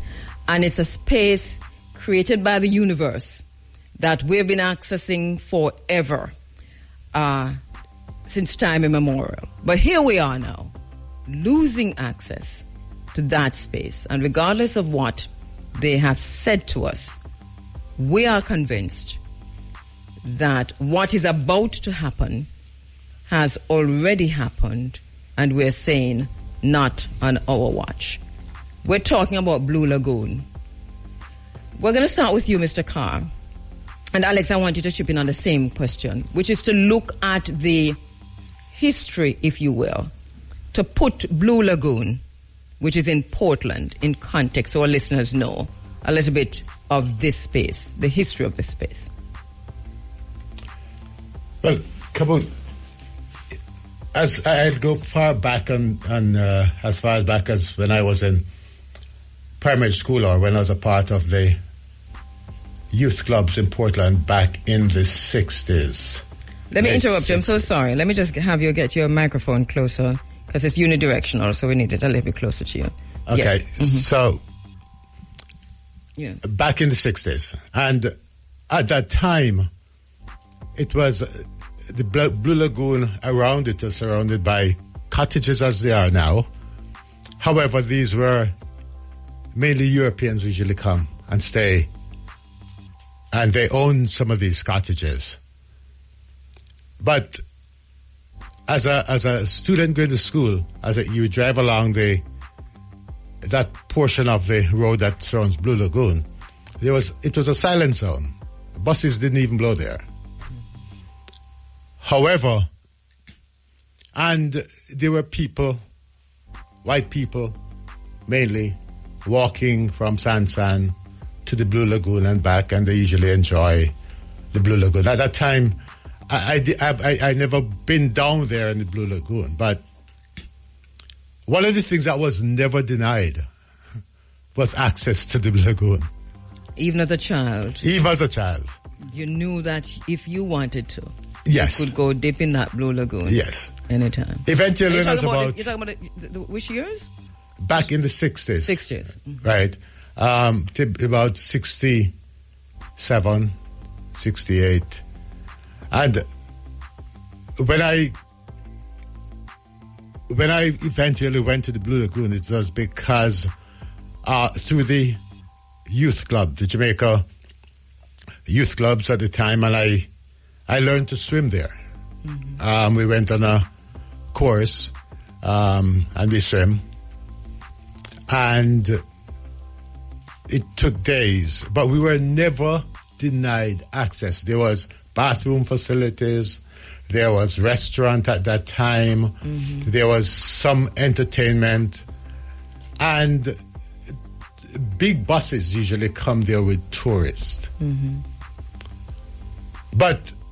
And at that time I said it was primarily white people. Mm-hmm. At that time, Errol Flynn's and mm-hmm. the Flynn's and so on, the Mazookas, they had some level of control of some of the property there. Mm-hmm. But this is almost 50 years now. And even though it was mainly Europeans, it was yes. mainly white people, it was a tourist kind of situation. Yes. And you're talking about a kind of Cuba. Yes. Cuba under Batista kind of situation, but still there was access. There was access. Mm-hmm. Nobody was denied. Mm-hmm. Mm-hmm. It went as far as there were steps conveniently built to allow everybody to access the Blue Lagoon, and they're there right now. That means steps coming from the main road. From the main road going down. One of them is over 70 steps. Right. That was built. And they're still there today. And they're still there today. And this gave people mainly access to the mineral spring. Mm-hmm. And sometime, maybe within the last 20 years, when the lands around the Blue Lagoon was transferred or leased or by some way put in the hands of Mr. Lee Chin, a wall was built along the Blue Hole Road that leads straight into the lagoon. All right, hold that point because I want to come to the wall and to take now, Alex, because I know you have been looking at the access to the Blue Lagoon from an indigenous perspective, from the indigenous, from the Tainos, all the way to Queen Nanny. Yeah. Let's give us a little bit of what you found, your own research. So, in a sense, places like these, lagoons, are known to our people indigenously as places of reverence. Natural sanctuaries where, of course, as we've discussed in this program before, the earth has an order, creation has an order, and there are spiritual beings, there are physical beings, etc. So we know that these are places for us as, well, they say, human beings to commune with nature and to commune with the forces of nature. In particular, there's a particular physical feature about the Blue Lagoon, and that is the way that the various sources of fresh water meet the salt water from the sea. Most of the springs are underwater, right, are submarine. I think there are at least 30 springs that feed in. And so on the one that's really visible from the surface. Feed into the Blue Lagoon? Yeah. But these are all mineral springs, and these are all coming directly from the dormant volcanoes of the Blue Mountains, right? So these are also places of physical healing. So our more ancient ancestors, the Lokona Arawak, as you say, Taino people, would have gone to these places for reverence, spiritual reverence, and as well places of community enjoyment, and also place of healing, right, for variety of physical ailment, bad wounds, etc. It is also said that being a natural access from open sea, it was an access point for many of the ancestors who came to join the fight, such as, Queen Nanny herself. Obviously, they will say there is no way to verify this. But it's in the people's oral tradition. Man, oral tradition means more to me. Listen, as African people, this is how we do our thing. Because the history is written by the hunters, the enslavers. Our oral tradition remain on this island. So we tap into our oral tradition. So this is what is in our oral narratives. Yes, yes. So, I mean, one must understand that colonization is what we're battling with directly at this time. Because the idea that you have a space that was Cold Harbor Estate, right, in which land surrounding that very important place were supplanted, taken over by the British colonizers. And this would have been after the Maroon Wars, because originally that entire coastline, this is how Boston Jerk came into existence. The Maroon hunters would take the meats from out of the mountains and go on the coast, jerk them down on the coast because they could access the salt from the sea and other things along the way, herbs and such. And then passing ships, even way back passing canoes, passing European ships eventually as well, would purchase meats, cassava bread, the like from our ancestors. So we're always self-sufficient, and we're always, because literally, the Rio Grande Valley is just behind the hills that are visible from the Blue Lagoon. Right, and I think that's important. It would be very interesting to see what archaeology has to say about the history of that region, because sometimes when you tap into archaeology, you also get another perspective as to who were there, who were these people, the first, and so on, because a lot of work has taken place in those areas. Yes, definitely. So I hear the point, and we're going to follow up on that. Sure. I hear the point you're making, Alex. So to say, to contextualize and to situate Blue Lagoon in our not just our recent history, but our ancient history on this island. Sure. And who had access, where it is, right? Yeah. So now, Mr. Carr, about 20 years ago, you say, it's approximately 20 years ago that... Yes, a wall was built. A wall was built. And this wall, what purpose does that wall serve? Well, what that wall did, it actually cut off services like public facilities from the public who should have them. So did it cut off the steps that come down from the road? Well, the steps, you could come down the steps to the mineral spring. No, it didn't block off the steps. No, it didn't block off the steps. So what it did was it if once you come down the step and go to the mineral spring, then you couldn't access the Blue Lagoon from that side anymore. Okay. Point well taken. Right. So that the wall, in effect, cut off public access to the Blue Lagoon. It cut off public access to the mineral springs from the Blue Hole Road. Okay. All right. This has to be said. Yes. So we understand it. Because I'm not from Portland, but I've been there many times, Blue Lagoon, so I just get the point you're making now. Is that wall really did serve a purpose in keeping out people? Pretty much. Of course it did. But But there was still access.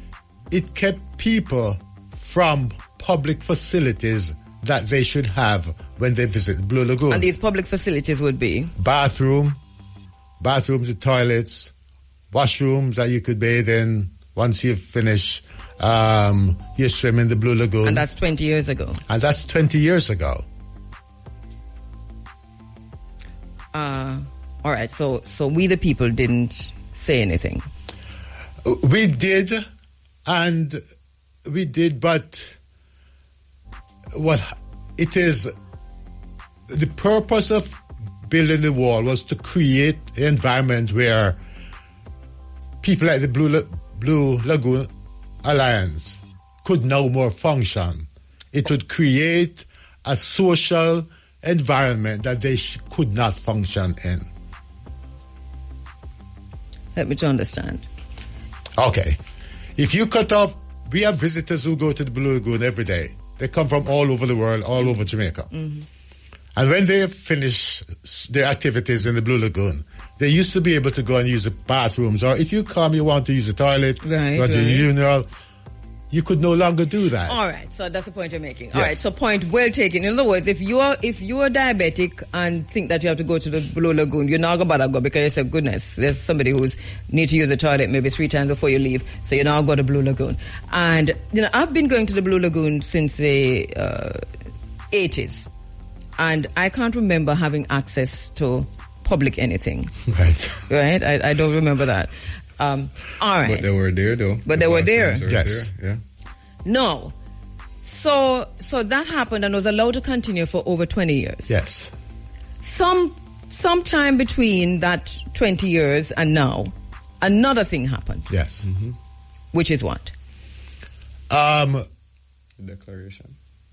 The Blue Lagoon itself was declared a national monument by Minister Babsy Grange in 1981. 2018. 2018, sorry. 2018. 2018. When that was done... 2008. 18. Mm-hmm. When that was done, suddenly, when the proclamation was signed, there was no land from which the National Heritage Trust, who would now administer the Blue Lagoon as a national monument, there was no land on which they could function. In other words, the Blue Lagoon itself, which is the water. Right? This is our National Heritage Site. Yes. It's actually more than that. It's the designation is actually quite extensive, yes. Right? It's a big area of coastline between Unity Bay and Limekiln Bay, right? And includes also the Blue Hole Road. Yes. Okay, so all of that area designated as up to the high water mark. Yes. As a plus heritage the Blue site. Hole Road. Yes. Plus the Blue Hole Road. Yes. So the problem is what then? The Blue Lagoon itself, though, when you get to the Blue Lagoon, although you have enough land all the way, but the Blue Lagoon itself, there was no land. Yes. For activities to take place because everything had been privatized. Okay, so right. So that our listeners understand is that even though it's a heritage site, yes, it's the water that is a heritage site. Yes. It's mainly the water, yes. Up to the high water mark.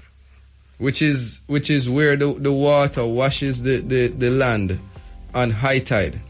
Right. Yes. So that means that the beach out on the other side is part of the heritage site.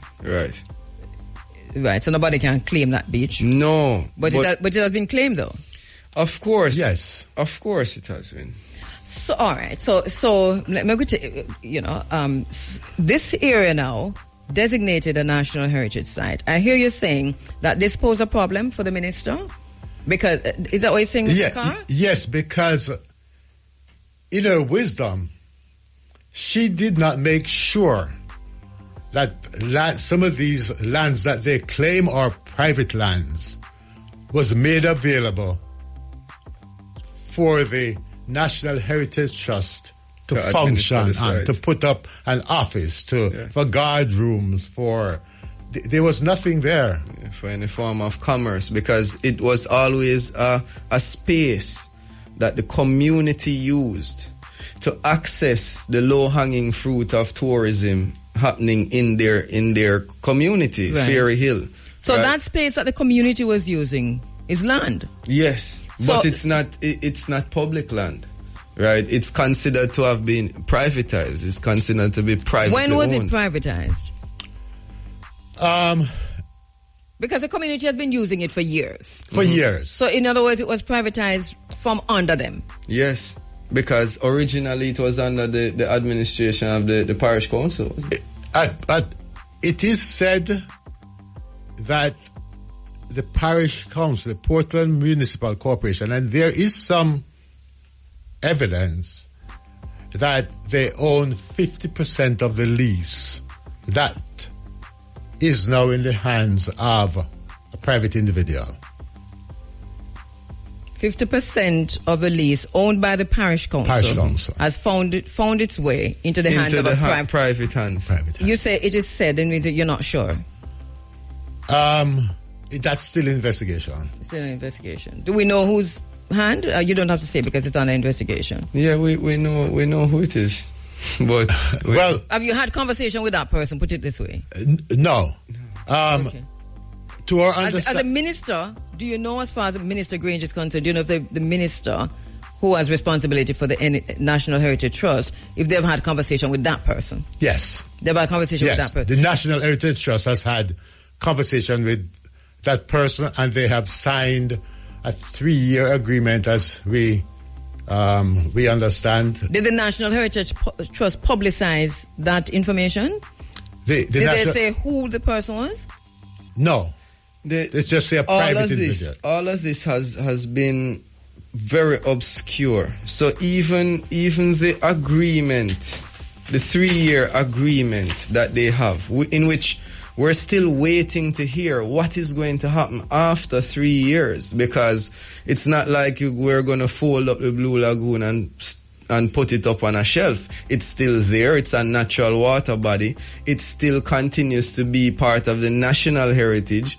It still continues to be an important nexus of community activity and earnings for people of the community. And we are still unsure at this time as to what is going to happen after year 3. What is the deal that was signed for 3 years? What's its substance of the main? It was his trust to use the bathroom facilities on the Blue Lagoon and those areas of land for public use right now. So limited public use. So does the public have limited use now? Yes. Let me take a break and come back. Pandemic treaty. And that this was bringing, what this was intending to do was to further bring in the one world order, but which is a one world order through health. There's a one world health, or the one health world order. One health world order. This is what they are seeking to bring in with the global pandemic treaty. Well, so May come, and they had that conference in Geneva, decide whether or not to sign off on that. But it failed. It failed at the week-long meeting in Geneva last week of World Health Assembly countries. It failed to reach consensus on the terms of a treaty to unify the world in a strategy, they say, against the inevitable next pass. And it was to unify the world against that.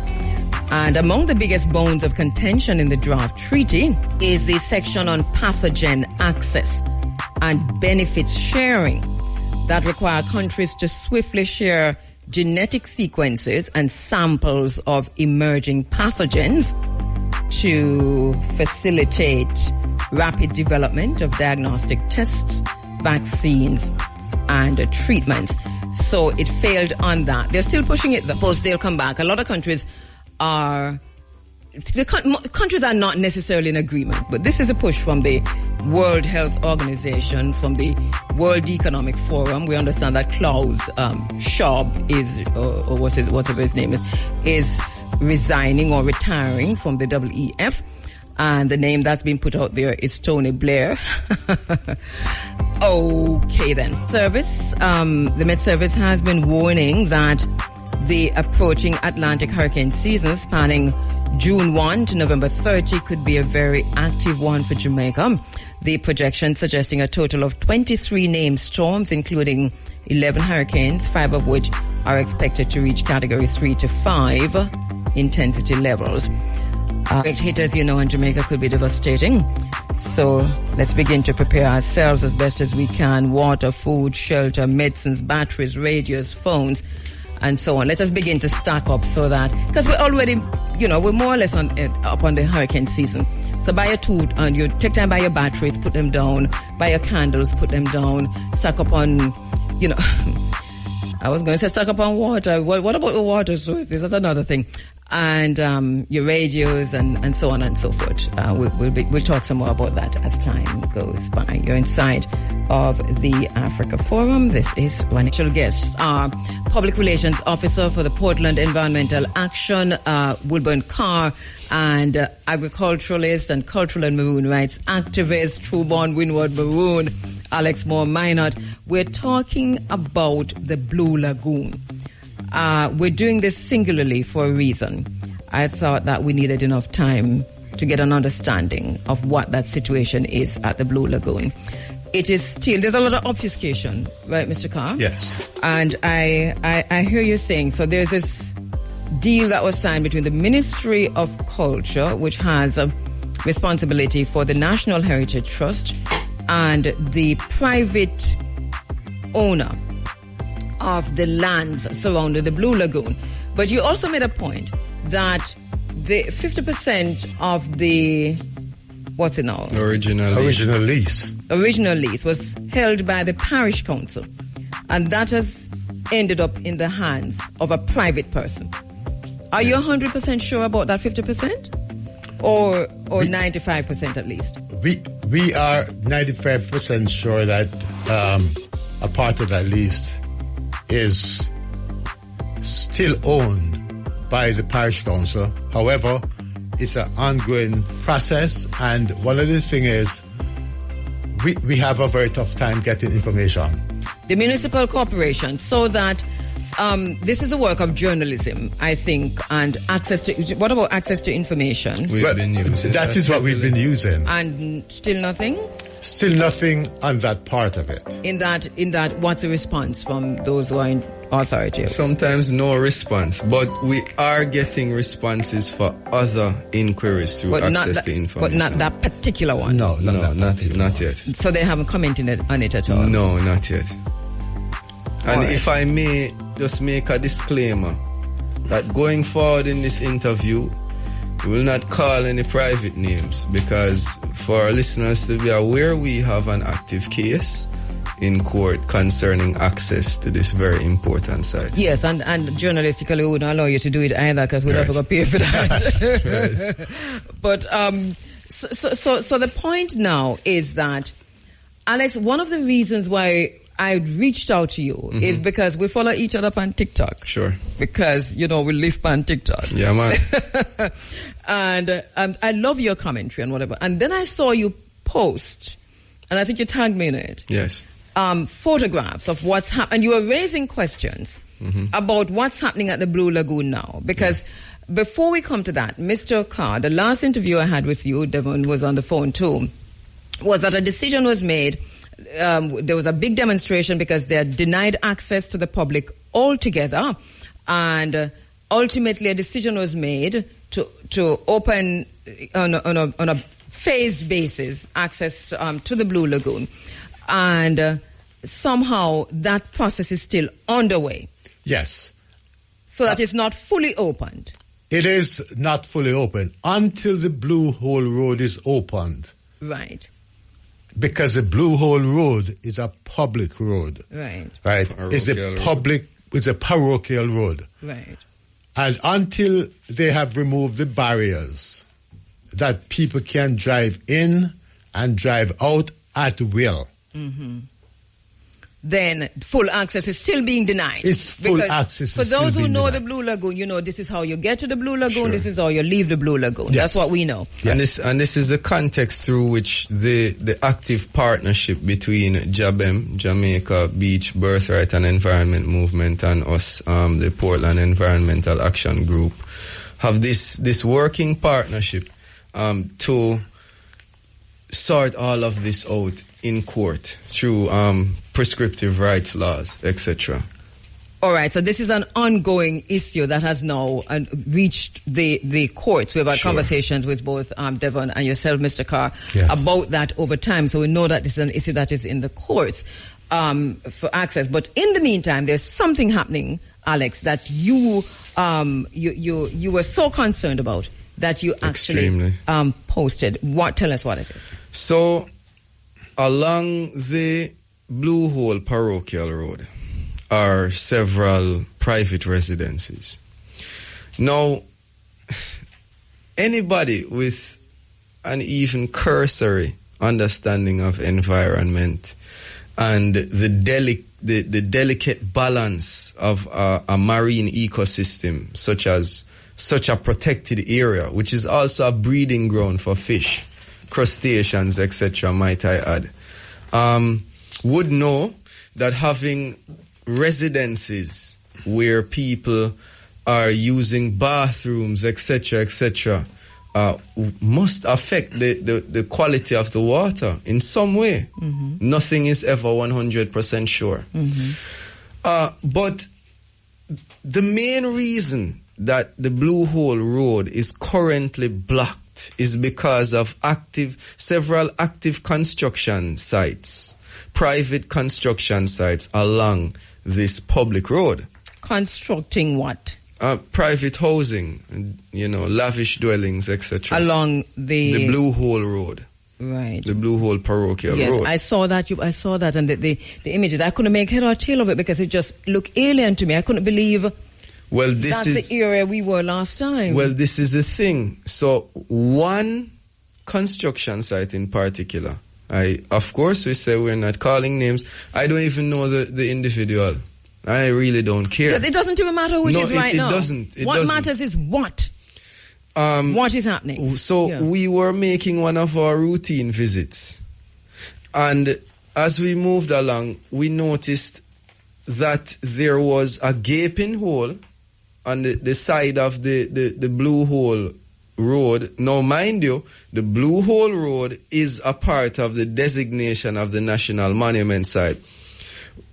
Also, everywhere along that stretch of coastline, it's about 2 miles, I think, up to the high water mark. So where the waters of the Blue Lagoon inlet and the other parts are touching the land that's protected. Mm-hmm. So in this construction site, there was a backhoe digging in the water of the Blue Lagoon. Of the Blue Lagoon inlet. Right? And I mean, my heart almost attacked me, because because we're looking at water, we're looking at them digging out the seabed, right? You're seeing sea stones and things like that. This is not man-made. They're impacting nature now at this time. The water is dirty. So you know that turbidity is entered. The reef is not far either, Mm-hmm. And we know that turbidity and such coating the reef, cutting it off from sunlight, mm-hmm. in effect kills the reef, mm-hmm. and causes coral bleaching. So I mean, I even made a post and Jamaicans are so environmentally ignorant that people are telling me, oh, that nah, do nothing, man.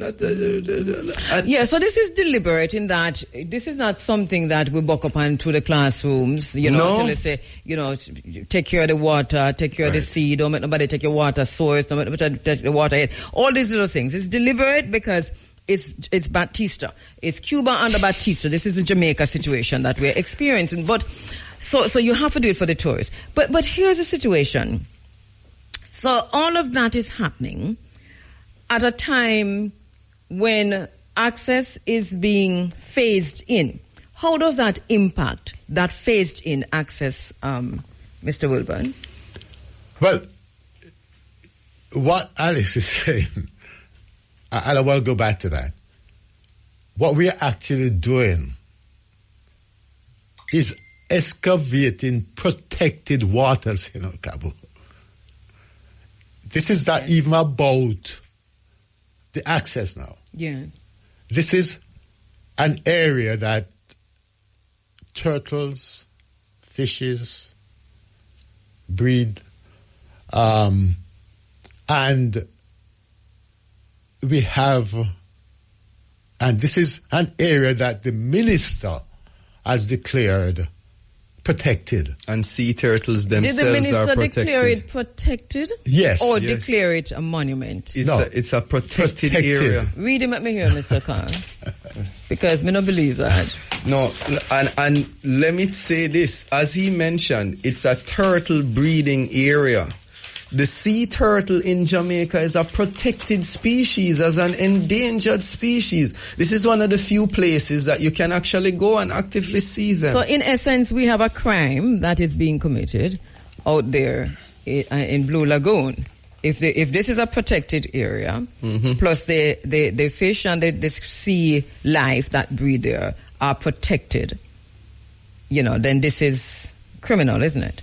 This is a crime. It has to be. So the historical site declaration, this is really an excerpt. The longer version is over there, but it says it's at the end of the longer version. Read that in the meantime. I just want to hear the word. The Blue Lagoon was declared a national monument on August 16th, 2018, with areas that include all those bodies of water up to the high water mark during high and low tide, known as Unity Bay, Lime Kiln Bay, and the inlet called Blue Lagoon, which together constitute the controlled area.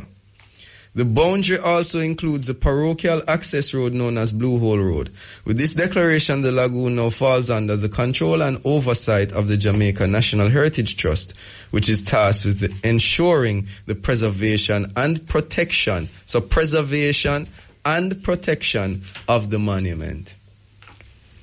You see, the National Heritage Trust has a cliche, as a tagline, which says, Jamaica National Heritage Trust, preserving and protecting our heritage. That's basically what the tagline is. Sure. It's a cliche, it doesn't really mean anything. It has So it don't mean nothing. Mr. Carr, it doesn't mean anything. It has to mean something. It's just a tagline, it's not legally binding. It's in the law. You have to test it in court. So this is the declaration. All itself. right, let me hear. Yeah. Right. The area declared of the Blue Lagoon National Monument, situated in the parish of Portland, Jamaica, shall include all those bodies of water up to the high water mark during high and low tide, known as Unity Bay, Lime Kiln Bay, and the inlet called Blue Lagoon, which together constitutes the controlled area. And that's controlled area as a proper noun. Mm-hmm. Okay. Right. Okay. So, but I didn't hear you say the road. The boundary of the declaration shall include the parochial access road, known as the Blue Hole Road, measuring 489 meters from its intersection with the Ferry Hill to Prospect Main Road to the Blue Lagoon, where it terminates, and shall not include the key called Pellew Island. Mm-hmm. So that. What changed? Maybe something changed and you don't have that document. No, nothing has changed. Nothing has changed. No. These are, you're sure? These are the most up-to-date documents that are in force. And these we got from, and I should give the Jamaica National Heritage Trust credit for this. The access to information. Access to information. They responded, and they sent us these documents. Yes. Okay. Right, So these are the latest documents. These are the latest documents. You notice the red mark, access granted? Yes. So this is the access to information document that we got from them. All right. So that puts everything in perspective. So is the work, the desecration of the area still continuing with the backhoe? The last is that work time still going on? The last time we were there in the week, we didn't see the heavy equipment. But maybe they had already done what they planned to do. You're looking at least an 8-foot mound of seafloor material heaped up on the side of the road.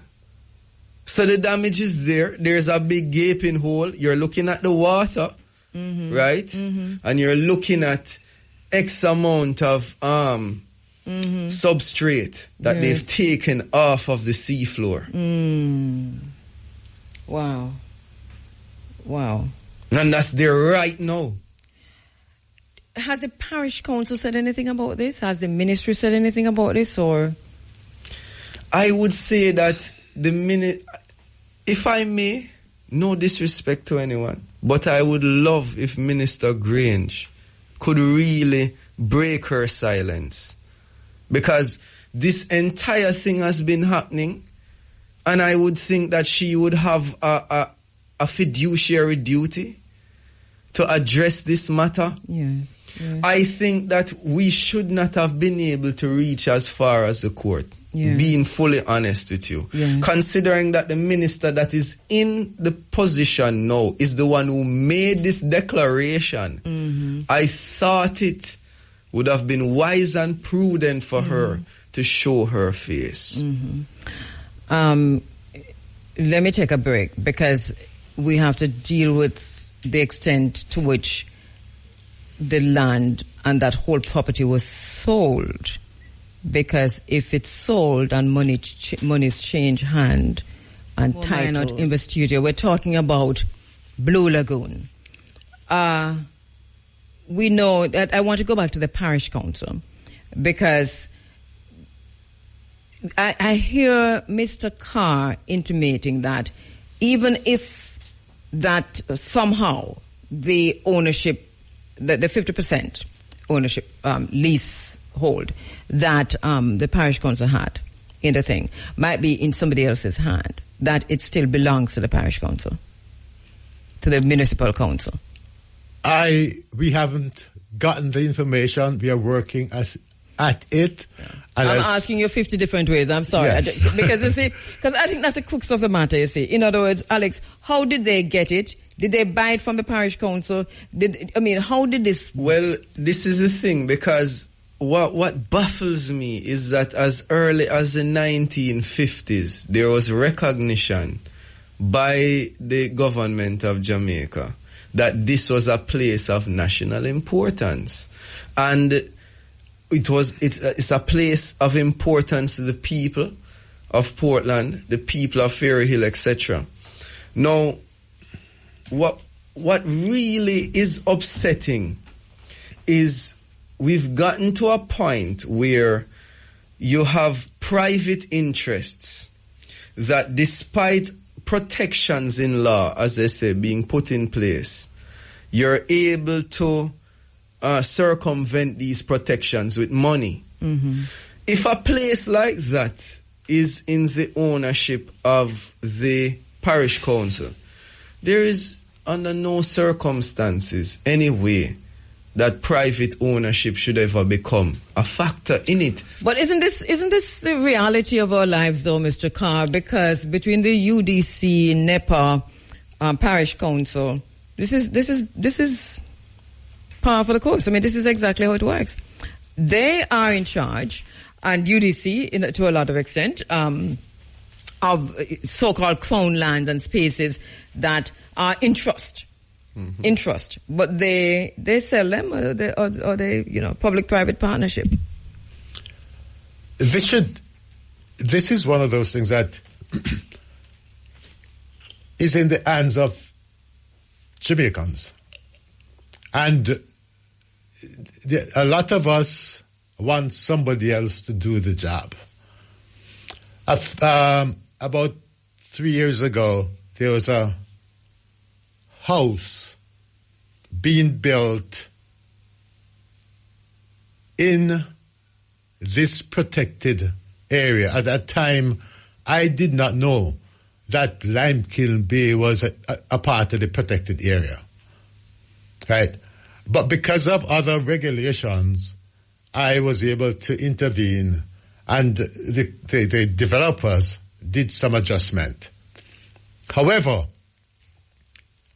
NEPA gave permission for 50 feet from the seawall out into the sea for construction of somebody's cottage, villa. A private villa in a protected area. A private villa, which it is. These are things that we can, as individuals, affect. But now, seeing that Portland is now under the microscope, and we have all kinds of interests coming into Portland. Kabu, we just had about a 40-foot wall built between Drapers and Sansan. A sea wall.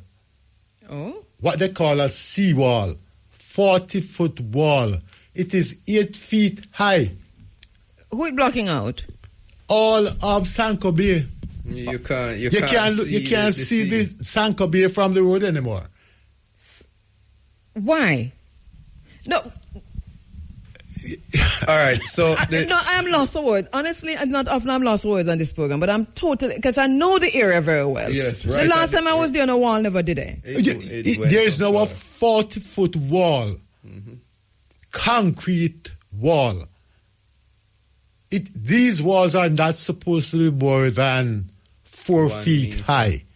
1 meter, which is not 4 feet, but we give them 4 feet. And you have 40 feet in of length, it. In length. And in height, it's about 8 feet. And it was allowed to be built. Right, so what's the plan? Yeah, all right, here what happened now. We have to ever be mindful that we have a case in court. So we're not even going to go so hard on parish council right now. I don't think it matters when it comes to what we're talking about, because understanding that there is a concern, understanding that the community is concerned, definitely, and airing your concern in the way that we're airing it will not in any way jeopardize any court case. I can tell you that. Okay. The point and the question we're asking, because you raise a point of a wall that is being built. Yes. I did a video about it as well. Right, and this wall is it connected back to Blue Lagoon? No, but it's just what is happening in Portland, generally speaking. So we have this development, because development is happening all across Jamaica. We have no problem with development, but you're developing.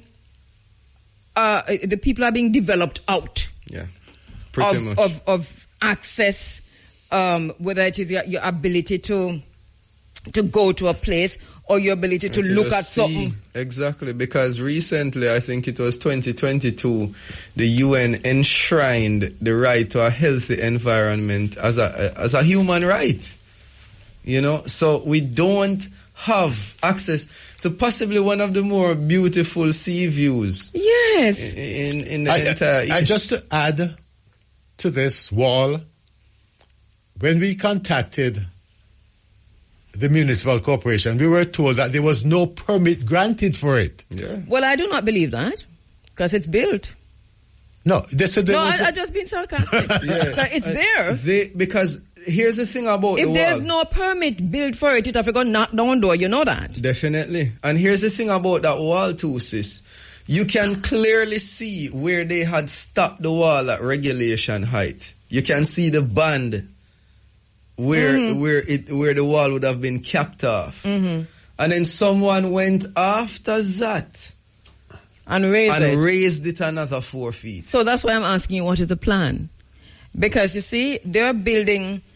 Mr. Bartlett will have to have some conversations with the people of Jamaica. Whether it is, it don't matter where. At some point he's gonna have to talk to us, because it's what's happening in our nation in terms of these elegant corridors and these spaces that they're creating. And this one in particular is a particular corridor. This is what they're doing. They're building corridors, and we are not able to enter any other spaces outside of the corridor. We are just like Tolstoy or the man who did write about, I see mankind as a closed enclosure, animals in a closed enclosure. This is basically where we are now. This is fascism. That's what in Jamaica. Yeah. My thinking on this is that because there is no permit, it has to be knocked down. So we can, as you said, it's in the hand of the people, whether or not. There is a Portland development plan. Okay? I believe it's 100 and odd pages. And that document clearly outlines all of the limitations for development. And wall height is one of these things. In my video, I actually showed the page. I didn't see that video. But you know what's interesting? I'm going to send it to you. Yeah, Portland is the...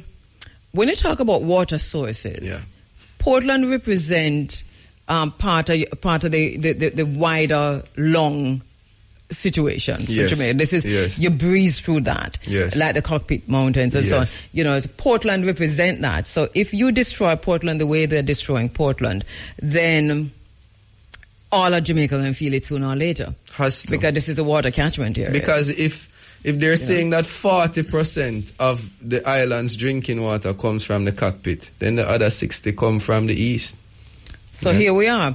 All right. So where do we go now with Blue Lagoon? I know the case is in court. I know that there is this concern, but a lot is happening while the case is in court.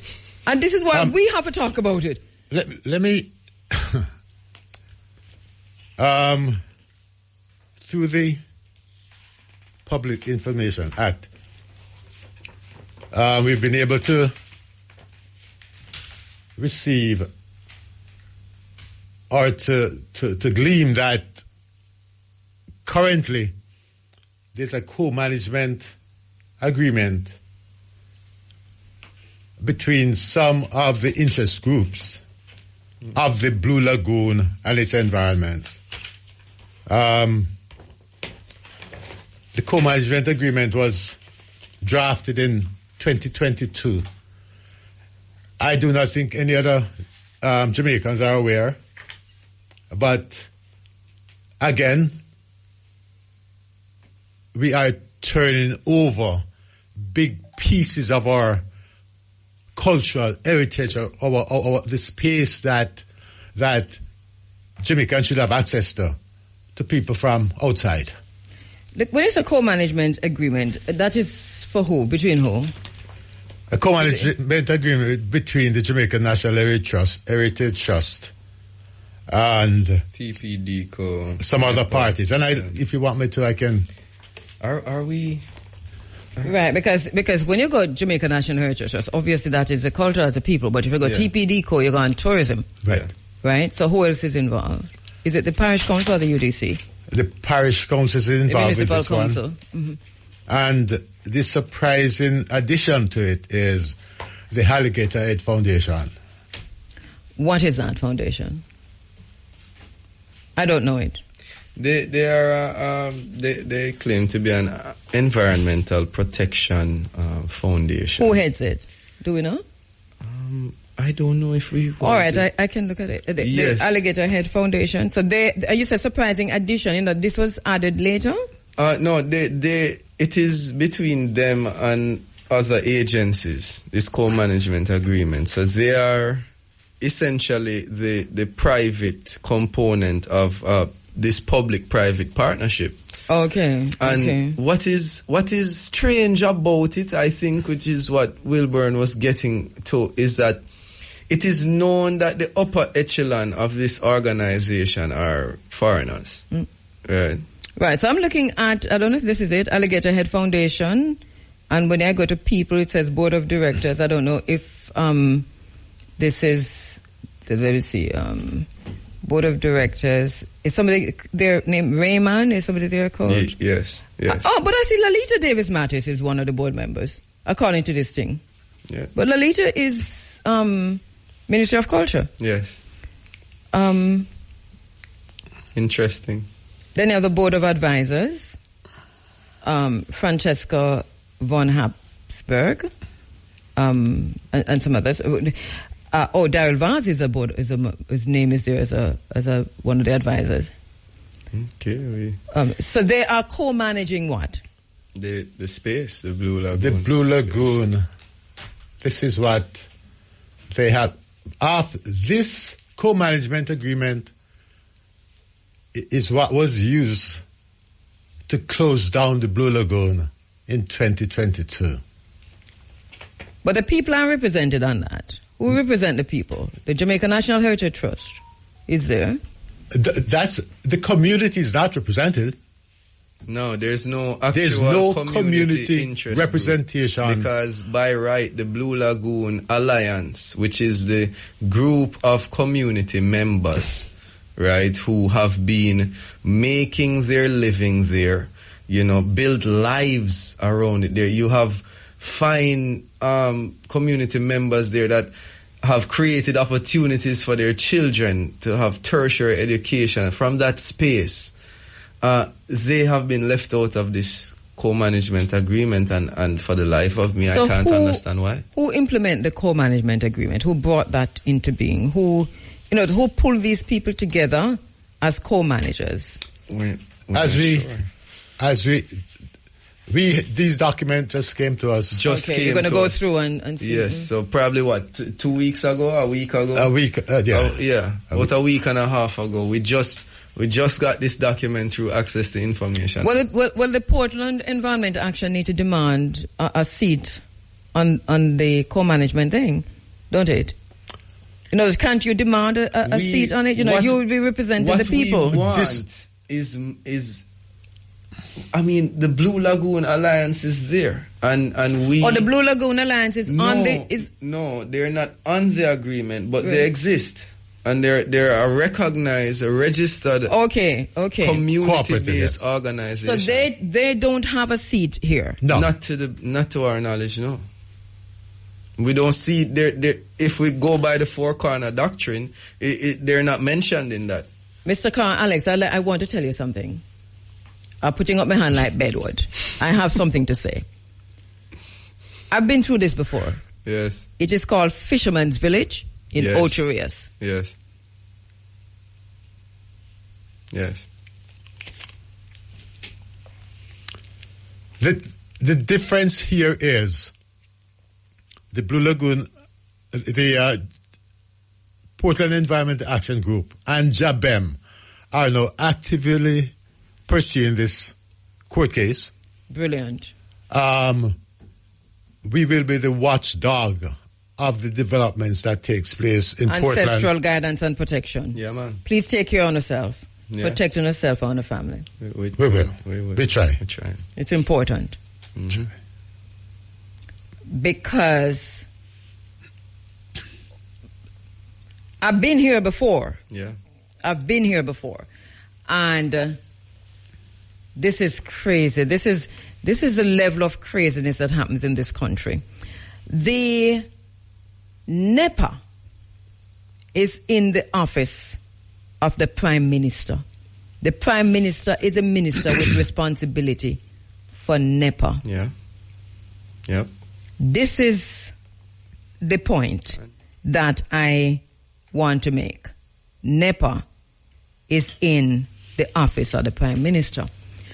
I also think that at some point, we probably need to look again at the amount of ministries that the Prime Minister of Jamaica is responsible for, because I think everything is connected. It is important, if we're going to survive, we can't be passive. We have to get involved. Yeah. We have to understand when things relate to us. It can't be about bleaching. We face me attack. And our pants under our bottom. And we're walking half naked on the road and we don't care. If we are going to survive, it is not too late to start. Because I think when you look at Portland, St. Thomas, and I want to make an appeal again to St. Thomas, because without vision the people perish. Portland, St. Thomas, Jamaica is being carried into and backward into a Cuba under Batista situation. And we have no Che Guevara. This is our problem. This is our problem. And it is a wicked act that is being pulled off on the people of Jamaica by those who we have entrusted with properties, with rivers, with waterways, with watershed areas through the ballot.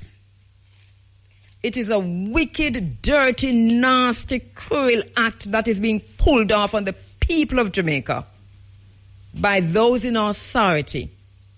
And believe me, it is the two sides. I tell you how it is the two sides. Because this thing is an ongoing thing. Mm-hmm. It not start yesterday. This is an ongoing situation. This has been going on for years, escalated under the current JLP administration, but kicked down the road and implemented and re-implemented by the PNP over 18, 16, you name it, years. It is what it is. It's a hydra. They are both on the same sides when it comes to this. Whether it is land ownership, whether it is access to the rivers and the waterways, whether it is our ability to access any kind of new development, because we see the same thing happening with the medical ganja, medical marijuana, where Jamaican people have been locked out of it, shut down, locked down, and this is just it. And no matter how you kick and you try to kick down those doors, as you want them, just send the fools a little further. And before you know it, those who are in charge of that industry in Jamaica are the same people who are buying up the land, buying up the waterways. And listen, you can buy as much as you want, and there's nothing wrong with that. But when you sell the water sources, and when you sell the rivers and the beaches, and deny the people access, what do you expect? This is Cuba under Batista. I hear people say that this is another Haiti. This is another Haiti. Well, listen. That too is true. But this is more Cuba under Batista. They call it prosperity. But the reality is slavery. And that there is the bottom line. It's 4 minutes to 10. May I give you the final word, Mr. Carr and Alex. Go ahead, Mr. Carr. What Portland welcomes development. But as far as the destruction of our community, there are people who drive from Kingston, from Montego Bay, just to drive along the coastlines of Portland. I am one of them. Just to look, the beauty. I am one of them. I want to preserve that for me, for you, my children, and for those people who have never been here. That's why we fight, and that's why we'll continue. JABEM and the Portland Environmental Action Group. Thank you, Kabu. Thank you to your listeners. And thank you for all the support that we get from outside. Right? We will continue our fight I have been asked many times, take care of yourself, protect yourself, Mr. Carr. I'll do that. Yes. But the fight must go on. Yes, the struggle continues. But victory is certain. Victory is certain. Once again, sis, thank you for having us. But I think that we would like this most of all to be a wake-up call. As Mr. Carr said, we're not enemies for development, but we're certainly against development that excludes the people and that is going to be destructive to the natural heritage of this archipelago. I don't have anywhere else to go. I don't have any other place that I can say, this is where so-and-so family came from, so-and-so and so. This is where I know, and I plan to stay here. I have the ability to migrate if I feel like everybody else. I have a green card. I can go to the United States if I want. But I've tried, and I detested it. I had to come back home. And the reason I came back home was because of this natural sanctuary that we call Jamaica. And if we don't fight tooth and nail to preserve it, others who look completely different from us will come and enjoy it, and we will have nothing. And this is where we are. Thank you, Alex. Thank you so much, Mr. Carr. A luta continua, a vittoria is certa. Thank you so much. Thank you. This is Big. Oh yeah, Big A. This is Alex. Oh, you never meet Big A. You don't know Alex's father? What's your father name, Alex? Horace Minot. Horace Minot. Why that name sounds very funny? Mm-hmm. Which school them go? Horace. Man. Listen, this all I go on. Where you old man? All of this is on the mic, you know. Thank you. Safe travel. Horace. Yeah. Thank you so much. Right, so all of this is going out on air, and I don't know. The name familiar. We're going to some. What's the word? When you in search of. Or genealogy. There's a big word. Oh, I don't know which one I look for. No, some anthropology. Oh, okay. Literary archaeology. Yeah. I know that you mean it, but that me come up with it. Thank you so much. All right, so just making way now for the Big A inside of the Sunday Sunshine. Big A, so you never go Sashi? No, I didn't. It's open. Why not? Why I didn't go? Mm-hmm.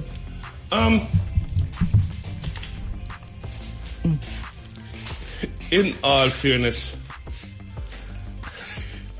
Wait, let me take you by surprise.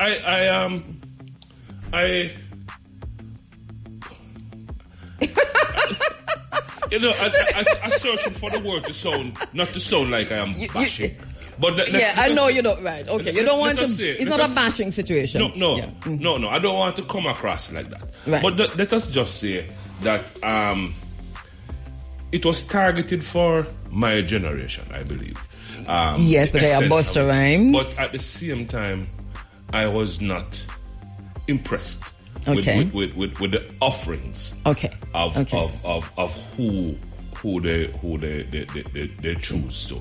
Okay. To represent my no, but that is very objective because this is how we normally look at things. Are we impressed with the lineup? Are we impressed with whether it's a 1 day, 2 day, 3 day, how it look over a period of time, and then that will determine. Sometimes we even go if we're not impressed, but if we're really, really not impressed, then it'll take a lot for Joel to sort, especially if you're going to work on a Sunday. I think it could have the lineup, especially we're talking about the core of the show now, which was last night. Right. I think that it could have been a more impressive lineup that would appeal to more persons from my generation. I think, as I said, the show clearly was targeted at persons who grew up in the Generation in the X, 90s, early 2000s, the Ushers and the Busta Rhymes and persons who were into that generation. Yeah. I think the lineup could have been more impressive. Yeah, I know, and I saw last night where Busta Rhymes had put out something on him IG saying that he's not coming. I think he went twice. The second time, he did some bashing. Oh, he did? Yes, he did some bashing. Put it this way, he threw shade. You know, them come out first and say, you know, it was beyond unforeseen circumstances. In other words, there's some shade as to say something happened. And then we see Keisha Cole putting out saying unforeseen circumstances and so on. So I'm not quite sure what happened. I suppose it would be good to hear from the organizers on the back of this to say what happened along the way to cause that kind of a response from somebody like that. I am a Sashi kind of person. I went to all the other Sashi performances, those a few years ago. I know, years ago. Yeah. And I actually was blown away. Yes, we were bucking up at Sashi Bigay up there in James Bond Beach, etc., etc. Yes. Yeah, so we are Sashi. So we are, and that's why I think when you say it is targeted at us, so we see one who are really the core Sashi crowd who would have gone over the years, in the first, iteration of Sashi. You know, and especially if you have been to a Sashi before, then you would know that the bar was very high. Yeah. The bar was extremely high at the previous Sashi. The production, so do you think the it was artists, the everything was just... It was brilliant. Was a 12 out of 10? Yeah. Do you think that it was a good idea to carry back, one, and two, a good idea to go so big on the first return? You know, there's somebody that says you can't cross a cliff in 2 jumps, right? You have to make one jump, you can't, right? But then again, there's also another adage that says, you should, wet your feet in the water before you go waist deep. And, I guess they wanted to come back with a bang. And, Sashi is back. Yeah. But, come with the brand, the Sashi brand. It is what it is. Just, reestablish yourself once and for all. Let's hit the ground running kind of thing. But, it doesn't seem to have been, it didn't have that effect. Yeah. In retrospect, maybe they should have, waited. One night. They should have waited first. Yeah, before one they night. go within the water. And like I said, this is in retrospect. But just to say to the organizers, though, and the promoters of Sashi, that it was always a good idea to carry back. Right? Yes, man, we need it. Yeah. We need it. So don't be too disheartened. I don't know if money on things. Is that whether you're disheartened or not? And I don't know how this is going to affect the brand. But I really do hope that they're able to kind of go back to the drawing board and come back next year. Yeah, man, we certainly need it. Knowing what you know now, things can be fixed. Yeah. I believe, as I said, money run things. And, the enticing of sponsors would be, I think, a big part of establishing the way that you used to. Because I'm looking at the poster and all the branding, and I really don't see a lot of sponsors on the event. So you never seen a 1 or 2 big sponsors? Because sometimes you know Wolipa sponsor. No, I can't. Okay. I can't remember seeing any major sponsors or many sponsors. Okay. And I'm not wondering if that had to do with the lineup as it is. Right. So since your phone was ringing and my going on for the hook. So I don't know if somebody I try to tell will say, all right, Sashi was A, B, C, D, E. No, it's not that. K. Morning, my brother, it's not that you're telling me either. I see you, Dr. Devon Taylor. I see you, Ian Farr. So Ian have something serious as I say, but it's not about Sashi. Then Ian, we're going to say something about Sashi. All right, because all the way made people, we can manage it too. All right, I leave it there. But Ian talking about the dual citizenship, and I'll read through that. But the next big thing is what you tell me about, right? The Trelawney show? Yes. Is that the next big one? Yeah, man. It happens in June. Next week. Yes, it's next month. And if the lineup for that is impressive. It is going to... So you saw it because the last I never quite see the lineup, No, man. I saw the lineup. I don't know if so Shamara said it wasn't bad. So Sashi wasn't bad. Oh, nice. We better call her and fix this thing before we get you back. Shamara. No, as I said, I can only speak No, I am not saying that Sashi was good. No, we never did. I said that tomorrow. But Carl, it's a good time for Carl. Right. And I just want to say, why I didn't go. Right, that's the question you were answering. Right, and then I was saying, you see how we are trying to fix myself? Then I was saying I saw Busta Rhymes posted something that little. So Shamara, you need to call me and fix this thing for the ear because we'll get in that trouble. Me and Big A, look at me. Look at me and Big A, I go light a candle, sing a song. I'm fine, no way out. Alright, so she said it wasn't bad and she was there until this morning. Yes. And yeah, and today is the beach party. Oh, and then, so go to the beach. Where's the beach party? Same place. Oh, you mean same place? Same place. There is a beach. Plantation Cove. They have a nice beach. Yes, they do have a nice beach. All right, okay. So we were just talking about our own feelings, and then we were talking about what we see Busta Rhymes post. So it's not just all about Busta Rhymes or Keisha Cole. Generally, Shamara, who went there, just texted me and said, listen, it wasn't bad. So, Uno Not Today cannot give a review and a show. I certainly never give a review at all. Neither did I. So, big up to Sashi, big up to the team, big up. Who are the promoters? Sashi. Yeah, what are the names of the people? Hamilton? Yes. Yeah. Right. Right. So, big up yourself, Hamilton, and who else? No, that's sorry, Sean. Right. And I tell you something, they're a very good friend of mine as well, but it is what it is. Yes, so big up yourself, Arisha. We take away. We're gonna go big game. We'll see you next week, Sunday.